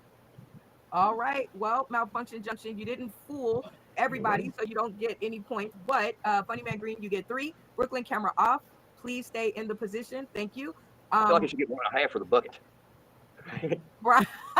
Brian gets a point. Yeti Vest gets a point. Everybody else has no points. Cameras on. Let's keep this train moving. Santana, you're up next. Read your question, your answers. I already did. It was Lori Laughlin, remember? Oh, sorry. It's Well, okay. because you went out and you came back in. That shows the importance of staying put so that I don't get lost. All right, Brian, question and answers.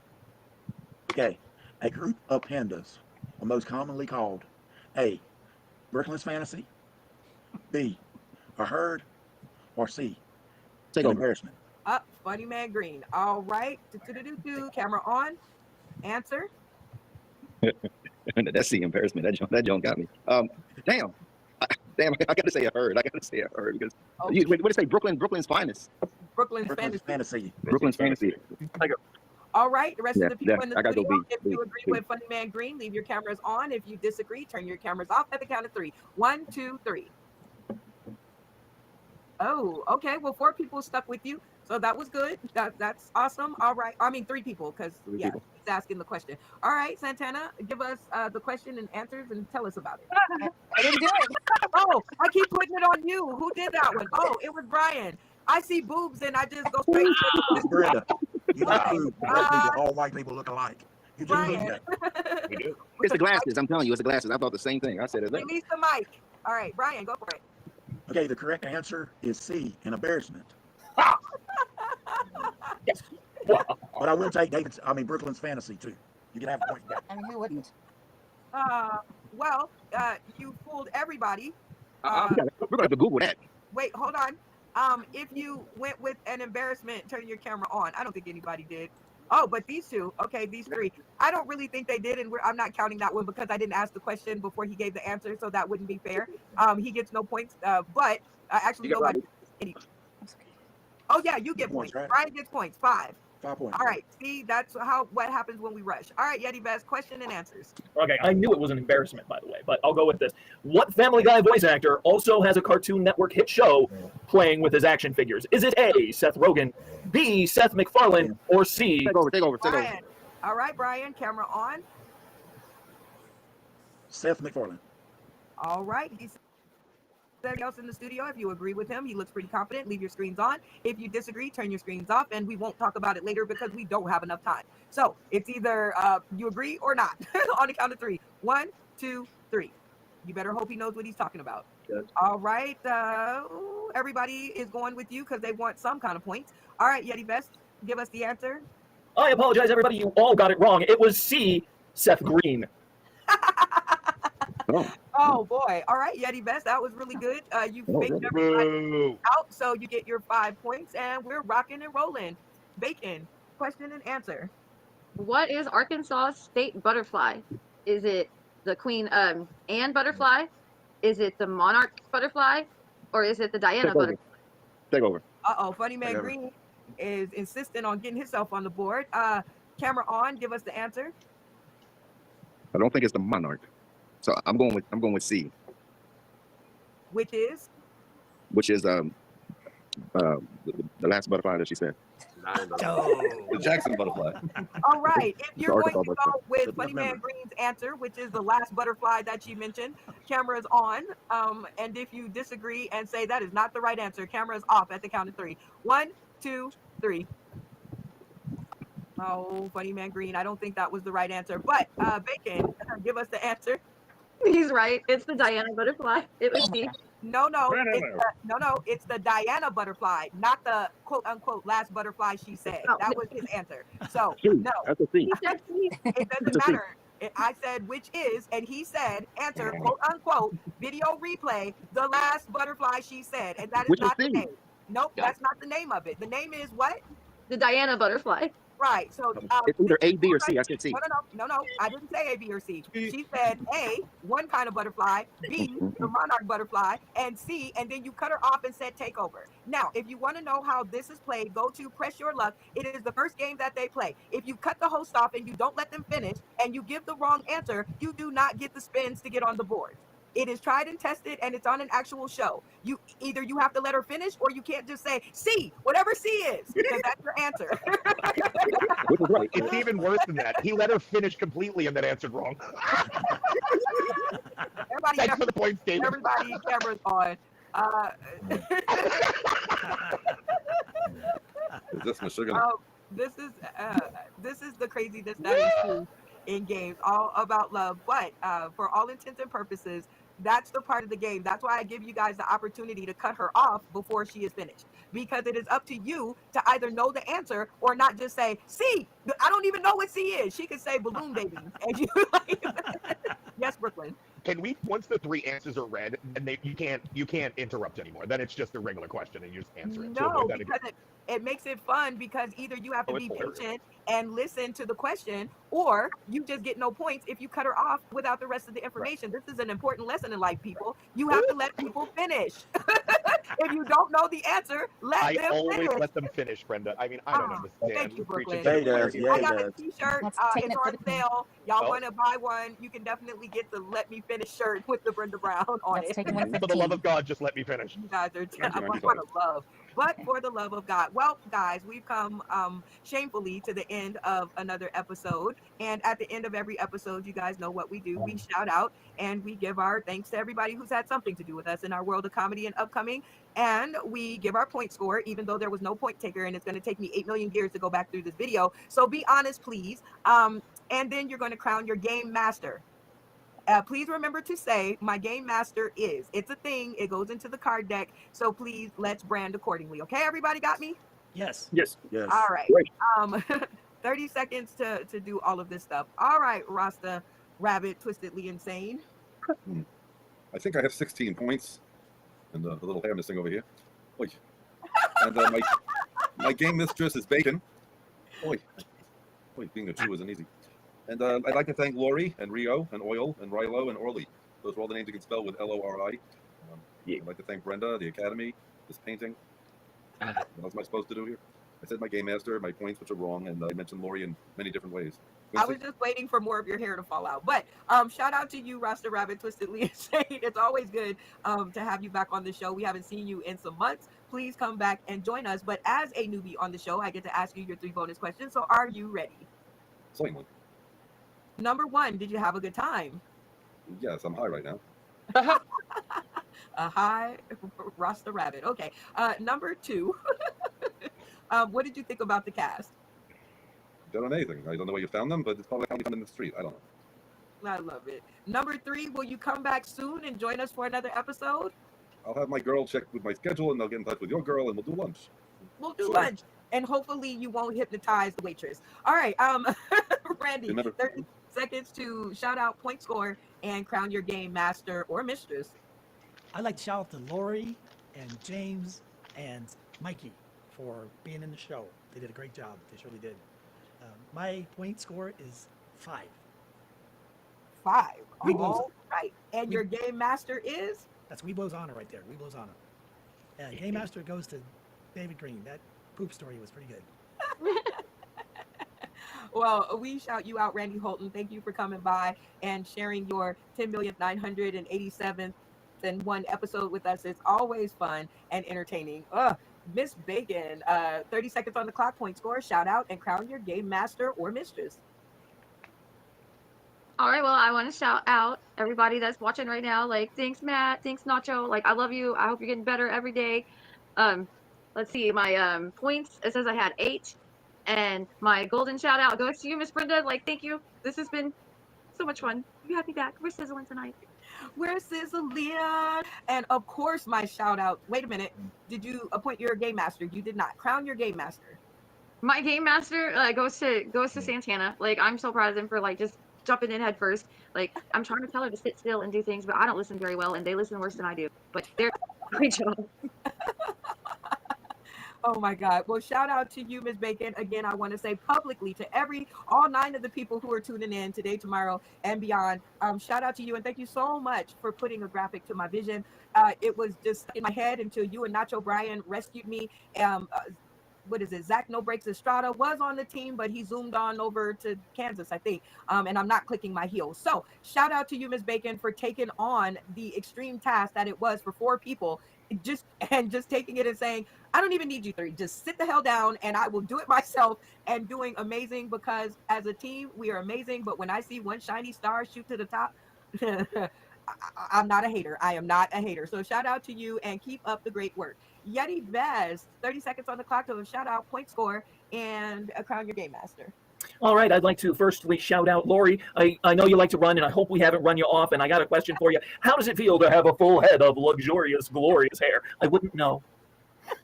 But I did end up with 17 points tonight. Again, shout out to my little sister who's tuning in tonight, and the naked dog fight. So again, I'm sorry, sis. But it did give me 10 points because I beat everybody on that one. And my total is 17. As my game master, Megan. Well, we shout you out, Yeti Best. Thank you for continuing to come to the stream and give us a little of that. I can't make it. And stay tuned to the green room. All right, Brian, 30 seconds on the clock to shout out, point score, and crown your game master. Well, points scored, I think I've got 13. I might have 14, but I think 13. Shout out to everybody that watched tonight. Shout out to everybody that played tonight. We had fun as usual. Shout out to Brooklyn as always. Miss Brenda, thank you for having me again. I hope you invite me back for another one. And like I said earlier, this is great. Hands down, this is great. Oh, well, we Oh, love shout you. out to Matt. Shout out to Matt Timney out there who's like giving me a stroke at midnight, and but shout out to him for doing all the things that he does and all the comments that he puts in the comment section. We're up to 126, so about 100 of those are Matt Timney, so shout out to him. All right, who is going to be your game master of the night? I'm gonna give it to Bacon. Aww, And she also is second runner up in this year's Trailer Park Beauty Pageant. Miss Ethel and Miss Lydia baked the pie, so we had to let them win, and one of them had to be second place. But you're a solid third. A solid third. I love it. All right, Funny Man Green, 30 seconds on the clock to shout out, point score, and crown your game master. Okay, so normally I'm the one who always keep score or whatever. So I'm gonna tell everybody's real point. Uh-oh. Okay, so Santana, you have 1 point. Insane, you have 9 points. Tony, you got 1 point. Bacon, you got 20 points. Randy, you got 3 points. Yeti, you got 6 points. Trailer Park, Brian, you got 18 points. And I only got 16 points. Okay, so now that that's out the way. Well, wait a minute. Let me put a little pin in it. If you all disagree, again, like I said, we did not appoint a point taker. And yes, Funny Man Green has taken on this job. But if you want to know for sure, you can always watch the replay. All right, Funny Man Green, who's your game master of the night? No, don't get no shout outs. Okay, well, you shouted everybody out. You took up your 30 seconds. no shout outs. I was correcting everybody. I was like, I got 25 points. No, them people were undermining themselves because I think I got 3 points. I said, you got 20 points. What the world? I've got mine annotated. Thank you. Okay, so my game master has got to go to Bacon because of that game that she came up with. That needs to be played all the time. I really like that game. I really like it too. But now I would like to correct you. She didn't come up with the game. She made the rules of the game. And there is no way I could already have a graphic for it if she came up with it. Yeah? All right. Now you can shout out, of course. Okay. So now let me give a shout out. Let me give a shout out to Quincy, to James, to Mikey, and to Lori. Let's shout out to the Morning Mac crew. Shout out to you and Sauce in the City. You know what I mean? Everybody that comes here and not telling people they want to come here. You know what I mean? And ready to, you know what I mean, perform and kick ass. I mean, I have a ball every time I come out here to play. So. Yay. You know what I mean? Even you, when you act like a teacher and all, and be like, if you move that camera one more time, you know what I mean? I'm still here. Still here. Shoot. Well, I shout you out, Funny Man Green. Like I said, I hate that you got hurt, but I'm sure glad for the time. So it's always funny, always a good time. And please send my regards over to the Morning Mac show. That was way longer than 30 seconds. All right, Brooklyn, 30 seconds on the clock. Point score, shout out, and crown your game master. Brenda, I have to say, I don't usually like to culturally appropriate things, but arriving here 45 minutes later was liberating. I appreciate being given the space to appropriate cultures that are not mine. It's a lot of fun. My shout out is to everybody in the audience. Thank you for watching. This thing is ridiculous. My game master, I was going to use Bacon, but then she commented on my husband, so now I hate her. And to my husband, you chunky bastard, if there was a beauty contest, you know I won it. You're dead to me. I want a divorce. I don't have a lot today. Thank you for letting me show up late. I slept in most of the day, I'll be honest with you. Does anybody want a Werther's original? I'm an old man and I eat candies. Oh my God. Well, who is your game master? Because you didn't give it to Bacon. You know what? You're a stickler for the rules and I like extra airtime, so I'm going to take a second and I'm going to answer. David Green, is your mother with us still? Yeah, she's. Then if you're getting your ass kicked, you might as well get something for it. Can you do me a favor and give her number so I can send her that story? You are dead. I'm calling her right now. Hold on. It is always funny to see you on the screen. And I love Joey Lee, and Joey Lee was here in your chair. And I was like, I need my Brooklyn because of the name game of the night. Because you're the one who kind of keeps up with everything. But I see you let me down again. Not the first, not the last, but I love you. Excuse me? How dare you? Go to the videotape. Here it goes. I'm sorry, Lori. We're having technical difficulties. I had a whole collage printed of you. Brenda, I win everything. It's not okay. That's why I flipped the thing around. See, there it is. It's right there. It's coming out of right there. Okay. I love you, brother. And 45 You're like my minutes, mother. 45 minutes late is better than none at all. No Brooklyn at all. So we appreciate it. And tell your husband we said hello there. And Bacon, you better watch it. Stay tuned to the green room. All right, Malfunction Junction, 30 seconds on the clock to shout out, point score, and crown your game master. All right. Well, I mean, with the points, I stopped keeping score with the points probably on like my second overall episode on the show. I mean, it just wasn't never about. It's never about the points, man. Anything that does with revenue or whatever it is, put it toward this, because I mean, it's where it needs to go. Secondly, though, I mean, I got to give a shout out to Mr. No Breaks Strata. It wasn't for him. I had the patio right here to do what I'm doing, and I'm not sure what it was that he was doing for you, but there's kind of a reason why he's locked up like he is, man. I'm over here watching it for a second. So, I mean, not taking anything away from Bacon, and I'm glad you think that's funny, Brent. I really do. All right. I do. Well, I don't think it is funny. I think the way that you're explaining it is funny. That's good. That's really good. Shout out to you for the platform, but I need to breathe a little bit. Okay. Oh, hi. Santana, go ahead. 30 seconds on the clock. Point score, shout out, and crown your game master. Well, I'm sorry that my closet comedian shenanigans was distracting you, and I'll try to be more prepared next time. And I was attempting to keep score too, and I came up with 22 points for Bacon, but I only got 13. So I think she's the crown master of the game because she did awesome, and it was fun to have our own screen, so we're not like fighting and all that over the screen time. We got to share it equally, responsibly. But the shout outs go to Lori and Mikey and James and Quincy and Tito and the commentators because they were awesome. Oh, they were awesome. Everybody's awesome. And shout out to you, Santana, for returning with your funny. It is always good to have our returning folks come back to the stream. Brooklyn has a blackout right now, but it doesn't matter because it's the end of the show. Oh, there he is. But you guys definitely have to tell me, or not tell me, have to help me to say shout out to all the people who were tuning in. Let's just give them a big old kiss off. Nacho Brian, Matt Timney, all the people who were watching and didn't comment, but they were there, and all the ones that Matt Timney drowned out with his comments. But I know you're in here somewhere, people. Oh, our friend Jay's Kitchen is back. Jay's catering service. Yay, yeah. Like food. A new imprint. Then we had comedian Jay Watch. He was out in the audience tuning in and supporting in his own unique Prince kind of way. Even Jay's Kitchen understands the rules of the game. Check it out. Make it funny. So even he knows. That's really good. Oh wait, this one's for you, Bacon.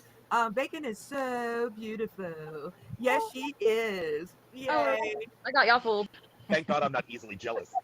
Santana says, Nacho Brian says Santana is not her evil ways, baby. He's trying to say it's not her evil ways. Yeah. Oh, it's not her evil ways. Okay. I'm glad we got somebody in the house that speaks Nacho Brian. Comedian J Watch. He says, hey there, Maddie T. I don't know who Maddie T is, but you guys give Maddie T a big shout out. Who's Maddie T? Maddie, what's up? Right, Maddie. Woo! Brendan needs a spanking. So my finger is kind of tired of strolling. And Matt Timney, we of course love you and we shout you out. And you are so funny. He's like having an extra cast member just in the audience, right? So shout out to you, Matt Timney. Thank you for making it the episode it is, because without you, we would probably be trying to come out there. Oh, we got one more. Organic Bry Guy says my call. Wait a minute. Let's see this one. My kids called from Hawaii. So soon I can. That's Nacho, I'm pretty sure. Okay, well, I just wanted to make sure I got him in. Anyway, guys, it is time for us to go. Please catch us on our next episode, which is Wednesday.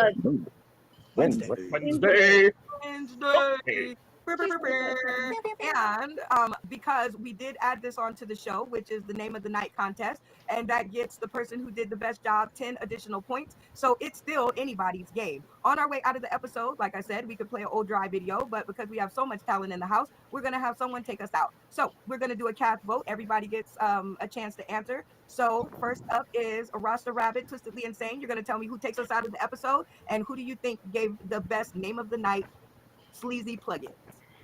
Well, I think we should go to Lori now for the news. And besides myself, I'd have to go with, oh my God. I'll yeah, that person. Bacon. For Lori once.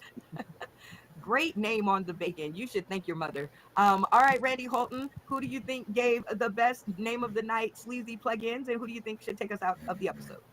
Oh, I think I did. You can't vote for yourself. No, Yavest did pretty good. Yavest on the names, and then Bacon to take us out. Okay, Yeti on the names and Bacon to take us out. So, Bacon, who do you think gave the best name of the night shout outs? Um, I thought Brooklyn's were like pretty. Okay, they were pretty. Okay, all right. And then who should take us out of the episode? Brooklyn, like they made the whole episode like it's hilarious. Oh, Brooklyn, you have a fan. All right, Yeti Vest, who did the best name of the night sleazy plugins? Definitely not Randy. Definitely not Randy. All right, I'm gonna go ahead with Brooklyn as well. He did good outside of me. Okay, Brooklyn has 2. And who should take us out of the episode? Well, let's give it to Bacon. She's already got so many votes. I love it. All right, Brian, the Trailer Park Daddy, who gave the best sleazy plug-in shout-outs? I'm gonna have to give it to Santana tonight because she was on it, and she needs to let Quincy borrow that floral blazer when he goes for next promotion. That's what he should wear. I love it. And I've gotten stuck up to my boo, so we need Brooklyn to take us out. Ooh, I love a good Brooklyn story. All right, Funny Man Green, who gave the best sleazy plug-in shout-outs? I mean, I don't know how people were giving it to Brooklyn when he was missing half the show. But I would have totally given it to you. the name. No. No, hey, Brooklyn, you need to watch this episode. I did an imitation of you. But no, I would have gave it to I would give it to Yeti for the names. Now to take us out, I would give to Brooklyn because once again he missed half of the show. I love it. Santana, who did the best sleazy plug-in shout-outs? Well, I didn't do that good with my scorekeeping because I'm still new at this, so I kind of ran them all together. But I think maybe Randy did do some pretty good bits. So I think maybe that. And then I would love to have Bacon close out the night, just because.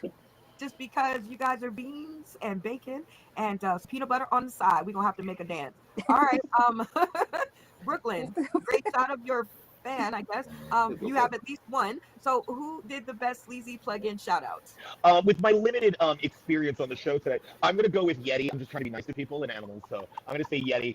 Who's gonna take us out? Probably a bomber or a suicide bomber will take all of us out. But if I had to guess, since he's flirting with me again, I'll have to say my future ex-husband, my boo, Trailer Park Daddy. All right, guys. So I do believe that the sleazy plug-in person of the night is, I want to say, Yeti. Okay, that wasn't where I was going, but Yeti. Congratulations with your additional 10 points. How many does that give you? Outside of Funny Man's Green's gross inappropriate way of scoring, I'm gonna go. I have 27 now. It would have been 28 had I gotten that extra point for the panda question. The dude story running out the door was worth 10 points. Yeah, I have annotated. We'll talk about it in the green room. Green. Well, I think that gives you an extra 10 points, but it is our delightful Brooklyn who has scored the most points to take us out of the episode. So I'm going to put some time on the clock. I won't tell you how much. But it does not have to be jokes. But for the love of late night and it being 10:17 p.m. Pacific Standard Time here in Las Vegas, it better be funny. Somebody give me a topic to start on. I have nothing prepared, but I'll take a topic from something. Your mama. My mother was the most amazing person I'd ever met in my life. We had a completely adversarial relationship. My mom I was born in the late 70s and right at the end of the beginning of pro-life and pro-choice. So it's a miracle that I'm even here. I am the youngest of 7 kids. My mother was a post-menopausal mother, so when I tell you she was given up on being a woman, the mother thing just went along with it. She never stayed home a lot. She really just kind of just did her own thing, and I was just along for the ride, so I grew up really quick. My mother's mother was the most insane woman you've ever met in your life. She was mean, but I loved her. She used to say the most reckless things. My mom had a rule. She goes, no matter what she says, do not ever think she's wrong and you can't say anything. What she didn't prepare us for is the things that she would say to us as children. At my sister's wake, she looked at me and said, she goes, I don't know what you're crying for. It's not going to bring him back. And I'm like, how do you kill an old woman at a funeral? We're Irish. We'll figure out a way. She had to go. This one's terrible. Why is this so bad? Steven, you have to stop the characters. They're driving me crazy. I don't know which part of you to disown. I don't know. We were taking this out. Somebody needs to take me out. I got here late. This is terrible. I usually don't bomb. I'm not like, this is great. We should go with it. You need another topic? Yes. Let's go for another topic. Okay, lesbians. Oh, I love them. They saved us from the AIDS crisis. They literally know how to ride a bike. They're really good. They're not opposed to taking off their shirts, which they should technically leave on. Have you seen Lesbian Arrow? It looks like a piece of sandpaper with a nipple. It's terrible. Was I talking about your nipples? No. A little sensitive subject? No. They're not that simple. What? I'm not doing a lot of comedy because this is not funny, but Lori, if you're listening, please, I don't know what they wanted you to do because I got here late, but whatever you're doing, do it. It's going to be great. It's going to be great, Lori. James, I don't know what your deal is. Maybe get that retirement plan out and go take my friend on a date. James, cool dude. At Quincy, I don't know what happened. And of course, Mikey, I may not be funny, but at least I'm fucking adorable. And words. Still She did say rolling. an undisclosed Still time. rolling. I think Brenda went Man to the boobs. studio. Is she torturing me? She went to the bathroom. Talk about man boobs. I don't know those. Ooh, man boobs. And how big they have to be to fit a phone in them. You know, that was insane. I was thinking it was him, but I didn't want to be mean. You know, I'm trying to get pregnant, so I don't like it. I don't want to angry load. It would be terrible. You get rage baby. It's terrible. Listen. When it comes to Brian, don't worry about it. I'm a big boy. I can take it. Just like Why your would ass make do after girls? the show. Say what? Is she slowly tiptoeing to her? What model phone? What model phone was that you lost in your man boob? It was one of those 1980 ones, like the big ones that you pay $30 a minute. Yeah, It was a great. blueberry. The GI Joe ones. They're bigger than your head. Yeah, it was a bag phone. In the 80s. It was the. It was a flip phone. I'll tell. It rang from the suitcase. It was a phone booth. But you know what? The worst part about that is, guys, it wasn't the fact.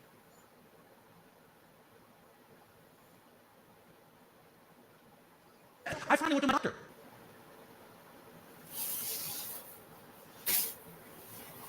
And cell phones. Oh my God.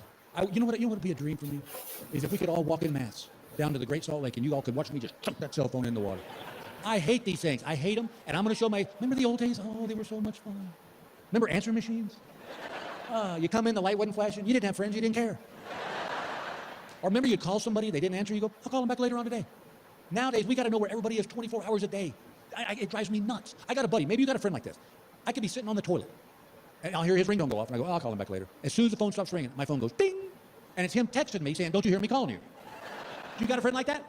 Okay, do what I did next time. Send him a picture of you sitting on the crapper. And type, still want to chat? WTF. Oh my God, I hate these things. But they've got us, gang. We're all hooked. As my granddad used to say, the toothpaste is out of the tube. We can't go back. I mean, it's insanity. I've made a new rule that when I go play golf, I don't take my cell phone with me. And sure enough, I'll get home and Gail will go, I tried calling. I go, did you hear it ringing in the house? That would be, I'm not here. I don't know what the addiction is. I hate knowing that. And we all are. Have you ever lost your cell phone? Oh my God. It's like a family member passed away. People bring over casseroles. They're so sorry. Or maybe you should wait a little bit before you get a new one. Yeah, just deal with this one first. It's insane what we do. Have you ever done this? This one I knew you're sitting in your favorite chair. Cell phone sitting right there. It don't ring, buzz, chirp, nothing. And you catch yourself doing this? What are we looking for? We'd have heard it ring. I'd be willing to bet you a significant amount of cash that before cell phones, not once, did you ever walk over to the wall phone and go, still got it out, we're good. They got us, man. And I know where my hatred of cell phones comes from. I know, there's two incidents. One, a buddy of mine got into my phone. I don't know how he did that, but he got in my phone and he changed my autocorrect. So every time I would type the letter I, it came up Big Billy.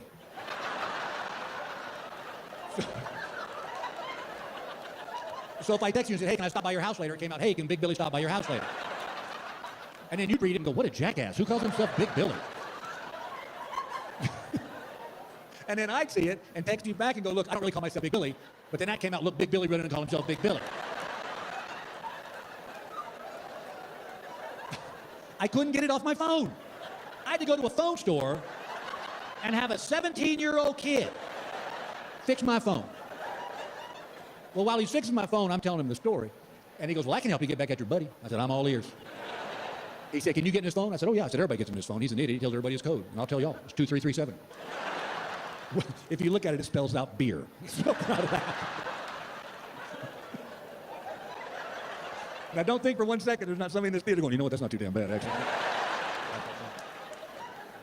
So he said, look, I can teach you how to change his auto signature on his emails. I said, done. So he showed me what to do. One day, me and my buddy were out playing golf, and he went to hit his ball, and I grabbed his phone, and I got in there, and I changed his auto signature on his emails from Joe Smith to while seated on the toilet.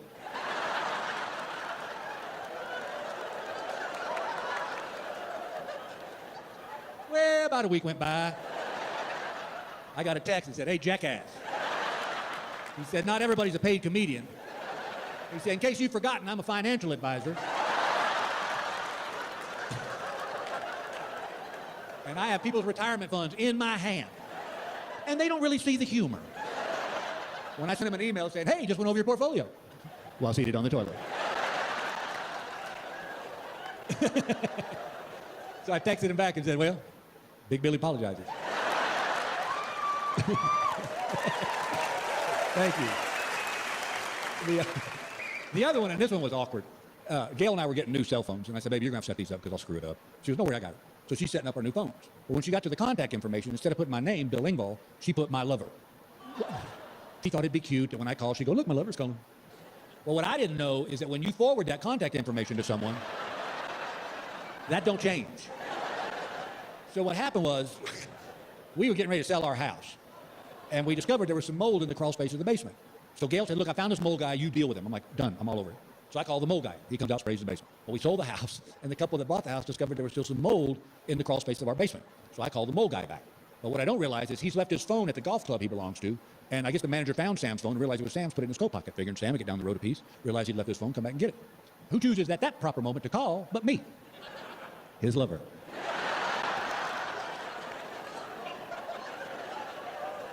I called Sam's phone, and I guess the club manager looked at it and it said, my lover, and he goes, well, hello, Phyllis.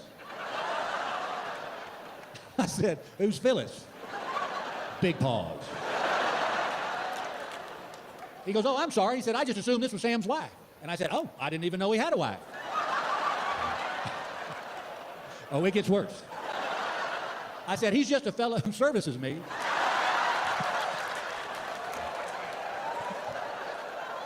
It is crickets on the other end of the line. This guy is so flustered, he can't even put a sentence together. He's like,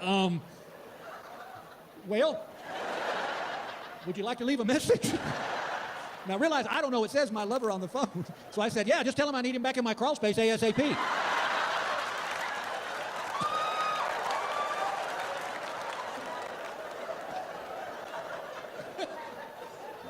Well, Sam knew what it meant, but the club manager had no idea. Poor Sam had a lot of explaining to do.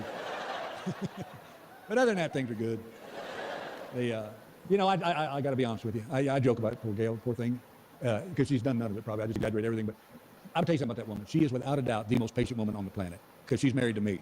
And that ain't easy. I'm sure when I'm on the road, she drinks heavily. He's gone. But she pulls me out of so many situations. One Sunday we were in church, and I noticed over the last few weeks that our pastor was losing weight, and he looked great. So service is over, and we're walking out through the center aisle, and we get up to the pastor, and I said, Reverend, I got to say something. I said, I know you've been losing weight over the last few weeks, and you look amazing. He goes, oh, wow. He goes, thanks for noticing, Bill. I really appreciate that. I go, what are you doing, dude? You lifting weights? You dieting? What's up? He goes, actually, you know what, Bill? All I do is I go to the gym, and I swim laps for an hour every day. And I go, that's it? He goes, that's all I'm doing. I said, well, keep it up, man. It's working. That's great. Yeah, funny story about that. My granddad was a lap swimmer. He goes, was he really? I said, oh, yeah. He used to go, yeah, because this was before all the fancy gyms. He'd just go over to the YMCA and swim laps in their pool for an hour. I remember being a little boy, going to visit Grandma and Grandpa, and I'd put on my swim trunks, and I'd walk across the street with him to the Y, and I'd sit on the edge of the pool while he swam laps for an hour. I said, but all he knew how to do was doggy style. He'd just do doggy style up and down the pool for an hour. And I remember even being a little boy thinking to myself, wow, if I did doggy style for 10 minutes, I'd be worn out. And the pastor looked at me and went, oh, and walked off. I looked at Gail, I said, what's his problem? She goes, it's doggy paddle, Bill. Tomato, whatever.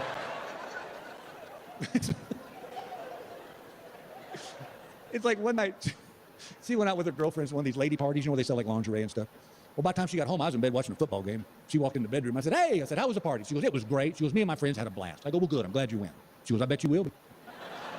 I said, what are you talking about? She goes, I bought you a little something. I said, did you really? And she threw on the bed this little pair of baby blue silk skimpy boxer shorts with a red rose right there. And I said, have you lost your mind? She said, fine, sorry, I thought about you, and walked out of the room. I'm like, oh, way to go, Bill. All I had to do was say thank you, put them up in the closet, nobody ever sees them again. But I tried to be Mr. Funny Man, and I hurt her feelings, and I felt bad. I put them on. Kind of sashayed into the kitchen, said, well, what do you think? She goes, good God. I said, hey, you bought them. She goes, yeah, for me to wear for you, Bill.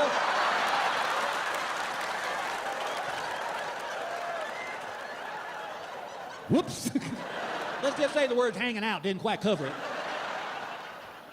So I called Gail, my lovely wife, and I said, I got COVID. And she goes, okay. She goes, just come on home and go on into the guest bedroom. Oh, yeah, she's not giving up the master. Are you kidding? And so I got home, and y'all, I was just freaking out. Because I had heard all the horror stories, people losing their taste and their smell, and sadly, some people died from it. So I'm waiting for the COVID wave just to come crashing down on me. I got to tell you something. That first night I was back at the house, I slept the whole night. Not once was I awakened by my wife snoring.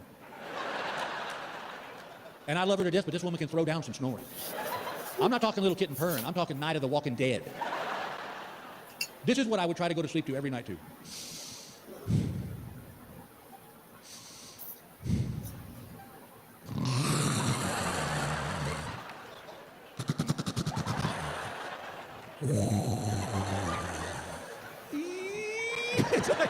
Are you killing a whale next to me? So I gently rub her on the back, and push her out of bed. But she always wakes up when she hits the floor. And then she looks at me and goes, "What are you doing?" I go, "Baby, you're snoring." She goes, "No, I'm not. I'm wide awake." "Well, now you are. A second ago, you were sucking paintings off the wall." And then has the audacity to look me in the eye and say, "Maybe it was you snoring. You just woke yourself up." Yeah, let's go with that, psycho, because that makes so much more sense. But not that night, gang. I slept the whole night. Got up next morning. Breakfast was outside the door. I ate it, put my dishes back out there. 10 minutes later, dishes was gone. That day, I watched every Andy Griffith and Gunsmoke rerun I could find without somebody standing over me going, "Why do you watch that stuff?" "Because Opie just killed a mother bird. That's why we're watching this." That night, dinner showed up. Took it in the bedroom, ate, put my dishes back outside. The little dish trays took it away. I got to be honest with you. I didn't see a bad side to this whole COVID thing. It was kind of like being at a spa. But that's the problem. And I hate being this way. I hate being a hypochondriac because it's not fun because you're always worried about death. A cold. Okay, I'm gone. True story. Every year, Gail and I would get our physical and we get our blood work done. Just in case there was something, we could stay on top of it. So this happened this year. We got our physical, got our blood work done. 4 days later, I'm out playing golf. 5 o'clock in the evening, I get back in the golf cart. I see a message from the doctor, voicemail. And this is what it said. "You need to call us as soon as possible." What the hell does that mean? I'll tell you what it means. I'm dying. That's what it means. Oh my God, I called the doctor's office back. It's 5:30 on a Friday. They're gone. I got all weekend to stew about this. I called my friends. I said, "Look, man, I hope you know that I tried to be a good friend to you and that you'll remember me with a smile when my name comes up in conversation." I called my kids. I said, "Daddy has loved you with all his heart." And I said, you're going to find a new daddy. And I'm sure he'll be nice. And just please remember that I tried to do. I made some bad decisions, but And my daughter goes, "What's wrong with you?" I go, "Well, I don't know how to tell you this, but the doctor called and said I'm dying." And she said, "That's what they said?" I said, "Well, yes." They said they needed me to call them right back. And you know what that means? She goes, "Yeah, it means they want you to call them right back." I go, "Well, honey, whatever you got to do to get through this, I totally support it." I went to Gail. I said, "Baby, make me a promise that when I'm gone, you'll get remarried. Please don't moan over me. I'm going to be in a good spot." And she goes, "What is wrong with you?" I said, "Well, the doctor called and said that I need to call him as soon as possible. And you know what that means?" She goes, "Yeah, it means they want you to call him as soon as possible." I go, "No, it means I'm dying." She goes, "You know what? You're an idiot." I said, "Well, I'll be a dead idiot because that's what happens." I called my lawyer on a Saturday. You know what it costs to call your lawyer on a Saturday to make sure your will's in order? Monday morning, that doctor's office opened at 9 a.m. I was outside that door at 7 a.m. I waited for 2 hours. This nurse finally walked up and she goes, "What are you doing here, Bill?" I said, "Well, y'all called Friday and said call us as soon as possible. And I tried, but y'all were gone. So I just need to know, is it going to be a quick death? Am I going to linger? Do I need to put more money away?" She goes, "No, we just wanted to make sure your insurance was still the same."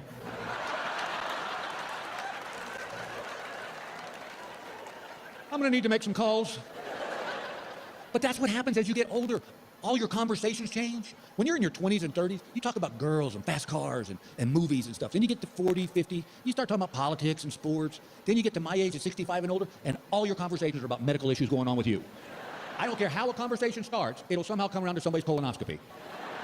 It's like, "Yeah, our grandson's playing soccer now." "Well, did I tell you about when the doctor had me in that room there for a little bit?" And then everybody piles in. And I hate that. That's all my friends and I talk about anymore is how many pills we're taking, what pills are we taking, what did the doctor say you could or couldn't eat. And God forbid somebody gets rushed to the hospital for emergency surgery.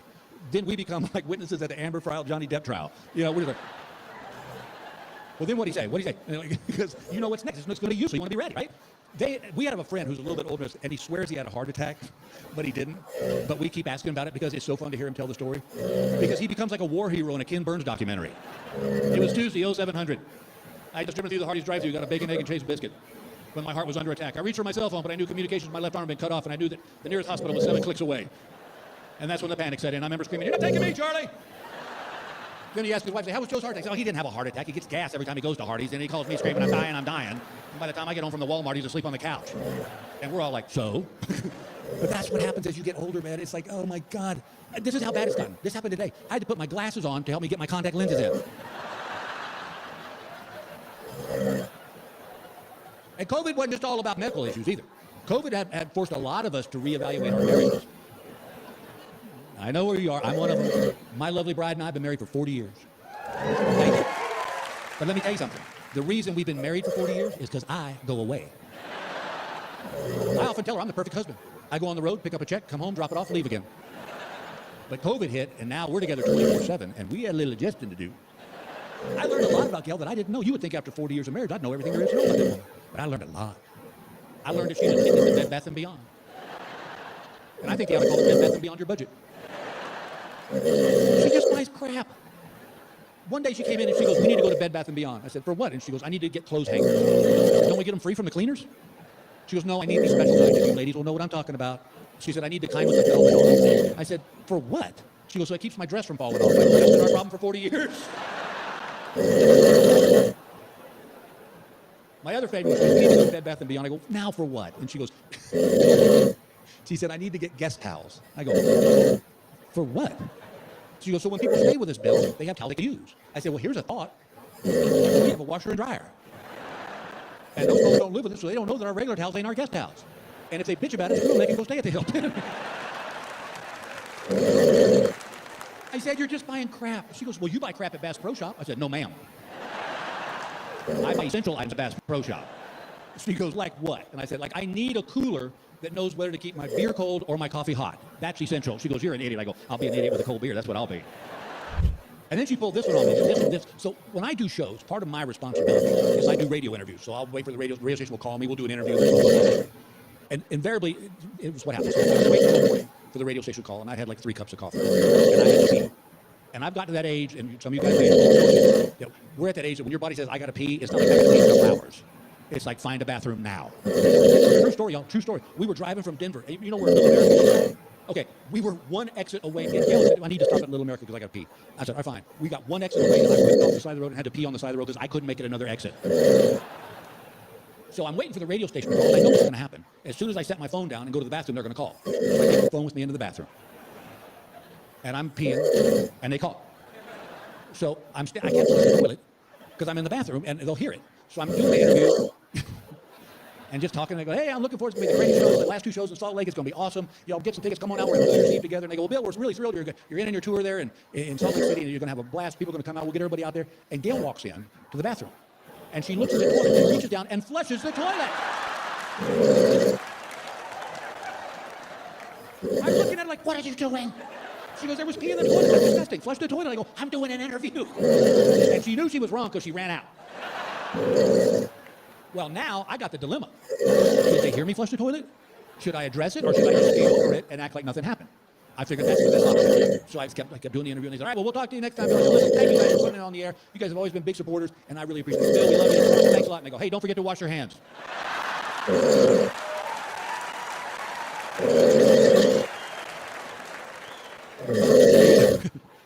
But there was a good thing that came out of college. You may follow me on social media, may know this. I actually went back to college.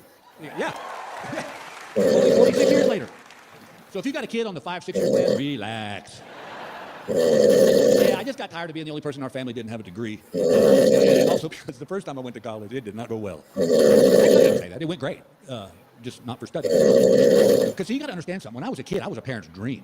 I didn't smoke, drink, I didn't cuss, I didn't bust my curfew. They loved me. I got to college, it was like, oh, this is a whole new ball game here. And I'll never forget this as long as I live. First semester, when I was me and my dorm mate were sitting in our beanbag chairs, and he said, you know, college, they don't take roll. I said, do what?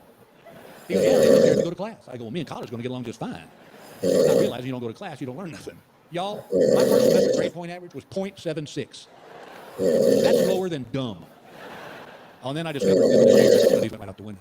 So I dropped out. Well, now fast forward, my son was getting ready to go to college. And I thought, you know what? This would be a good learning experience for him. I sent off some transcripts. And they came, and one morning we were having breakfast before he left. And I slid that transcript across the table. I said, take a look at that, son. Good God, Dad, .76. I said, that's right. I said, that's what happens when you go to class. I said, your only job for the next 4 years is to go to class. Because if you'll just sit there, something will sink in. Apparently I was wrong. He didn't do too well his first semester, but then he got it together. Now, fast forward again, I'm getting ready to re-enroll at Grand Canyon University down in Arizona. I was getting some studies. And I had to retake a lot of classes because I'd done so poorly in them the first time. And one of them was a college math class. Now, I'm going to tell you a story. You may not believe this, but I graduated high school with no math at all. Yeah, I think it's illegal now. But here's what happened. In junior high, we had algebra. I don't know why it sat with me so well, but I just really enjoyed it. Well, then we got to high school, and we had geometry. And I hated geometry because of one thing. Remember proofs? Yeah, where you had to get the answer, but then you had to show how you got the answer. My mom was I got the answer. Give me the damn credit. What do you care how I got it? What am I going to write down? Look over my buddy's shoulder? I look at it this way. If you're a plumber and I hire you to fix my broken toilet, I don't care what steps you take to fix it. Just get it flushing again. That's the way I look at you. And if somebody just asked me, what's the problem? I'd have said, look, I don't understand it. I don't like it. Instead, the great state of Texas Board of Education decided that I had a learning disability.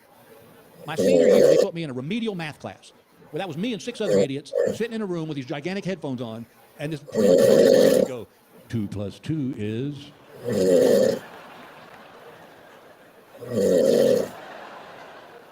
4? You're smart.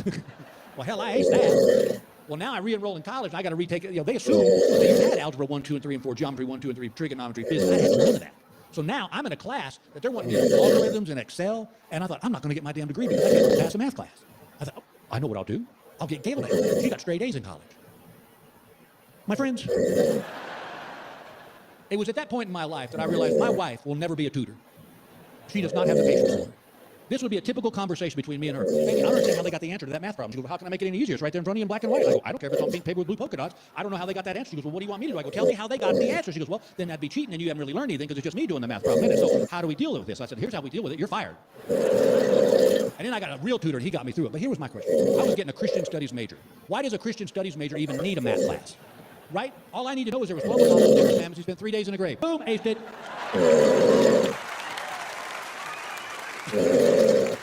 And I did the whole thing online for 2 reasons. One, because I was touring. But 2, I didn't want the other kids to know how old I was. I think I might have blown that when I would ask questions like, what's TikTok?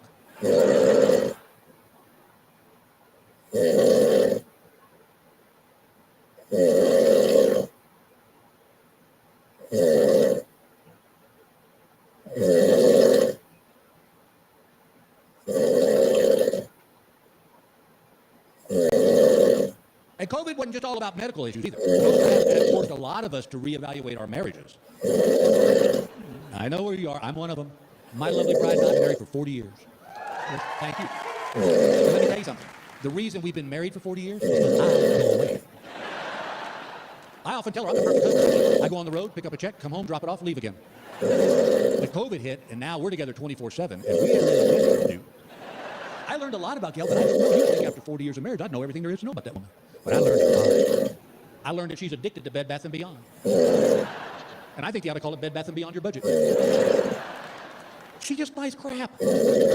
One day she came in and she goes, we need to go to Bed Bath & Beyond. I said, for what? And she goes, I need to get clothes hangers. I said, don't we get them free from the cleaners? She goes, no, I need these special kind, and you ladies will know what I'm talking about. She said, I need the kind with the velvet on them. I said, for what? To keep my dress from falling off. I go, that's been our problem for 40 years. My other favorite was, she goes, we need to go to Bed Bath & Beyond. I go, now for what? And she goes, she said, I need to get guest towels. I go, for what? She goes, so when people stay with us, Bill, they have towels they can use. I said, well, here's a thought. We have a washer and dryer. And those folks don't live with us, so they don't know that our regular towels ain't our guest towels. And if they bitch about it, screw them, they can go stay at the Hilton. I said, you're just buying crap. She goes, well, you buy crap at Bass Pro Shop? I said, no, ma'am. I buy essential items at Bass Pro Shop. She goes, like what? And I said, like, I need a cooler that knows whether to keep my beer cold or my coffee hot. That's essential. She goes, you're an idiot. I go, I'll be an idiot with a cold beer. That's what I'll be. But it's just weird to see how she was acting during COVID. And I swear, if I didn't know better, I think she was pregnant. Because she was nesting. I swear. I would get a cup of coffee, take 2 sips of it, set it down on the stool, and walk 3 steps away, and she goes, are you done with that? Well, there's 3/4 of it left. There's still steam coming off it, so I'm going to go, no, Alex? She goes, well, you know where to put it when it's done. I go, right, we throw it out in the street. She goes, no, you put it in the dishwasher and put it in the dishwasher right. I go, what do you mean right? She goes, I didn't know this, though. Did you know this? That there is a wrong way and a right way to load a dishwasher. See? I didn't know that.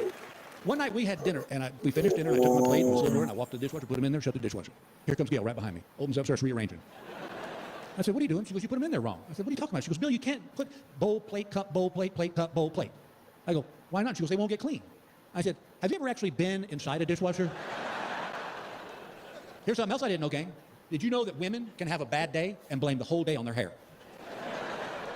I didn't know that. One day during COVID, Gail was in a pissy mood. She was in a pissy mood. And I said, what's wrong with you, honey? She goes, oh, the girl that cut my hair did it all wrong. I can't get it right, and it just ruined the whole damn day. I was like, wow. Fella couldn't get away with that. Fella couldn't have a bad wiener day.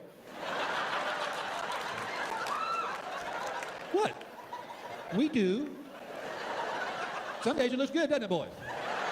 That's right. You want to slap a leash on it and walk it around the block. Then other days maybe it was cold. You slept on it wrong. Man, couldn't blame a whole damn day on it though. It's like, Jimmy, what's wrong with you? I'm having a bad winter day. What happened? I took a shower, fell asleep on the couch. It was still wet. I can't do nothing with it.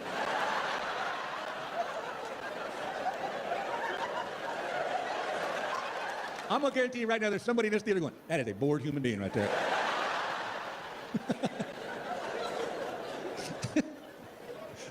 This is another thing I learned. My lovely wife, like, she has to say things out loud. That's how she gets them straight in her head. Perfectly fine if you know that's going down. But we'll be in the car, and I'm driving, and this is what I'll hear. Okay, I need to go to the cleaners. I need to make a hair appointment. I need to make sure to get my nails done. I'm like, what? She goes, I'm not talking to you. Fine, I keep driving. Then I hear, okay, do we have dog food? Oh, wait, do we need to pick up those tickets? And do we need to make reservations for dinner tomorrow? And I just keep driving.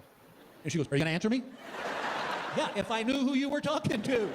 Me or your little imaginary friend down there. Well, This was my other favorite one. The other day she came and she goes, I think you need to get your hearing tested. And I said, what? She goes, see? And I was joking. She goes, no, Bill, I really think you need to get your hearing tested because you don't hear half the stuff I say. And I remember when day I got married, my granddaddy pulled me aside and he said, son, you want the secret to a long and happy marriage? Pick your battles. He said, if you go to war every time, you're going to lose. And I remember thinking, this is a battle. So I said, all right, I'll go get my hearing tested. So I went to the hearing doctor, gave me the test. He goes, your hearing's fine. I said, thank you very much.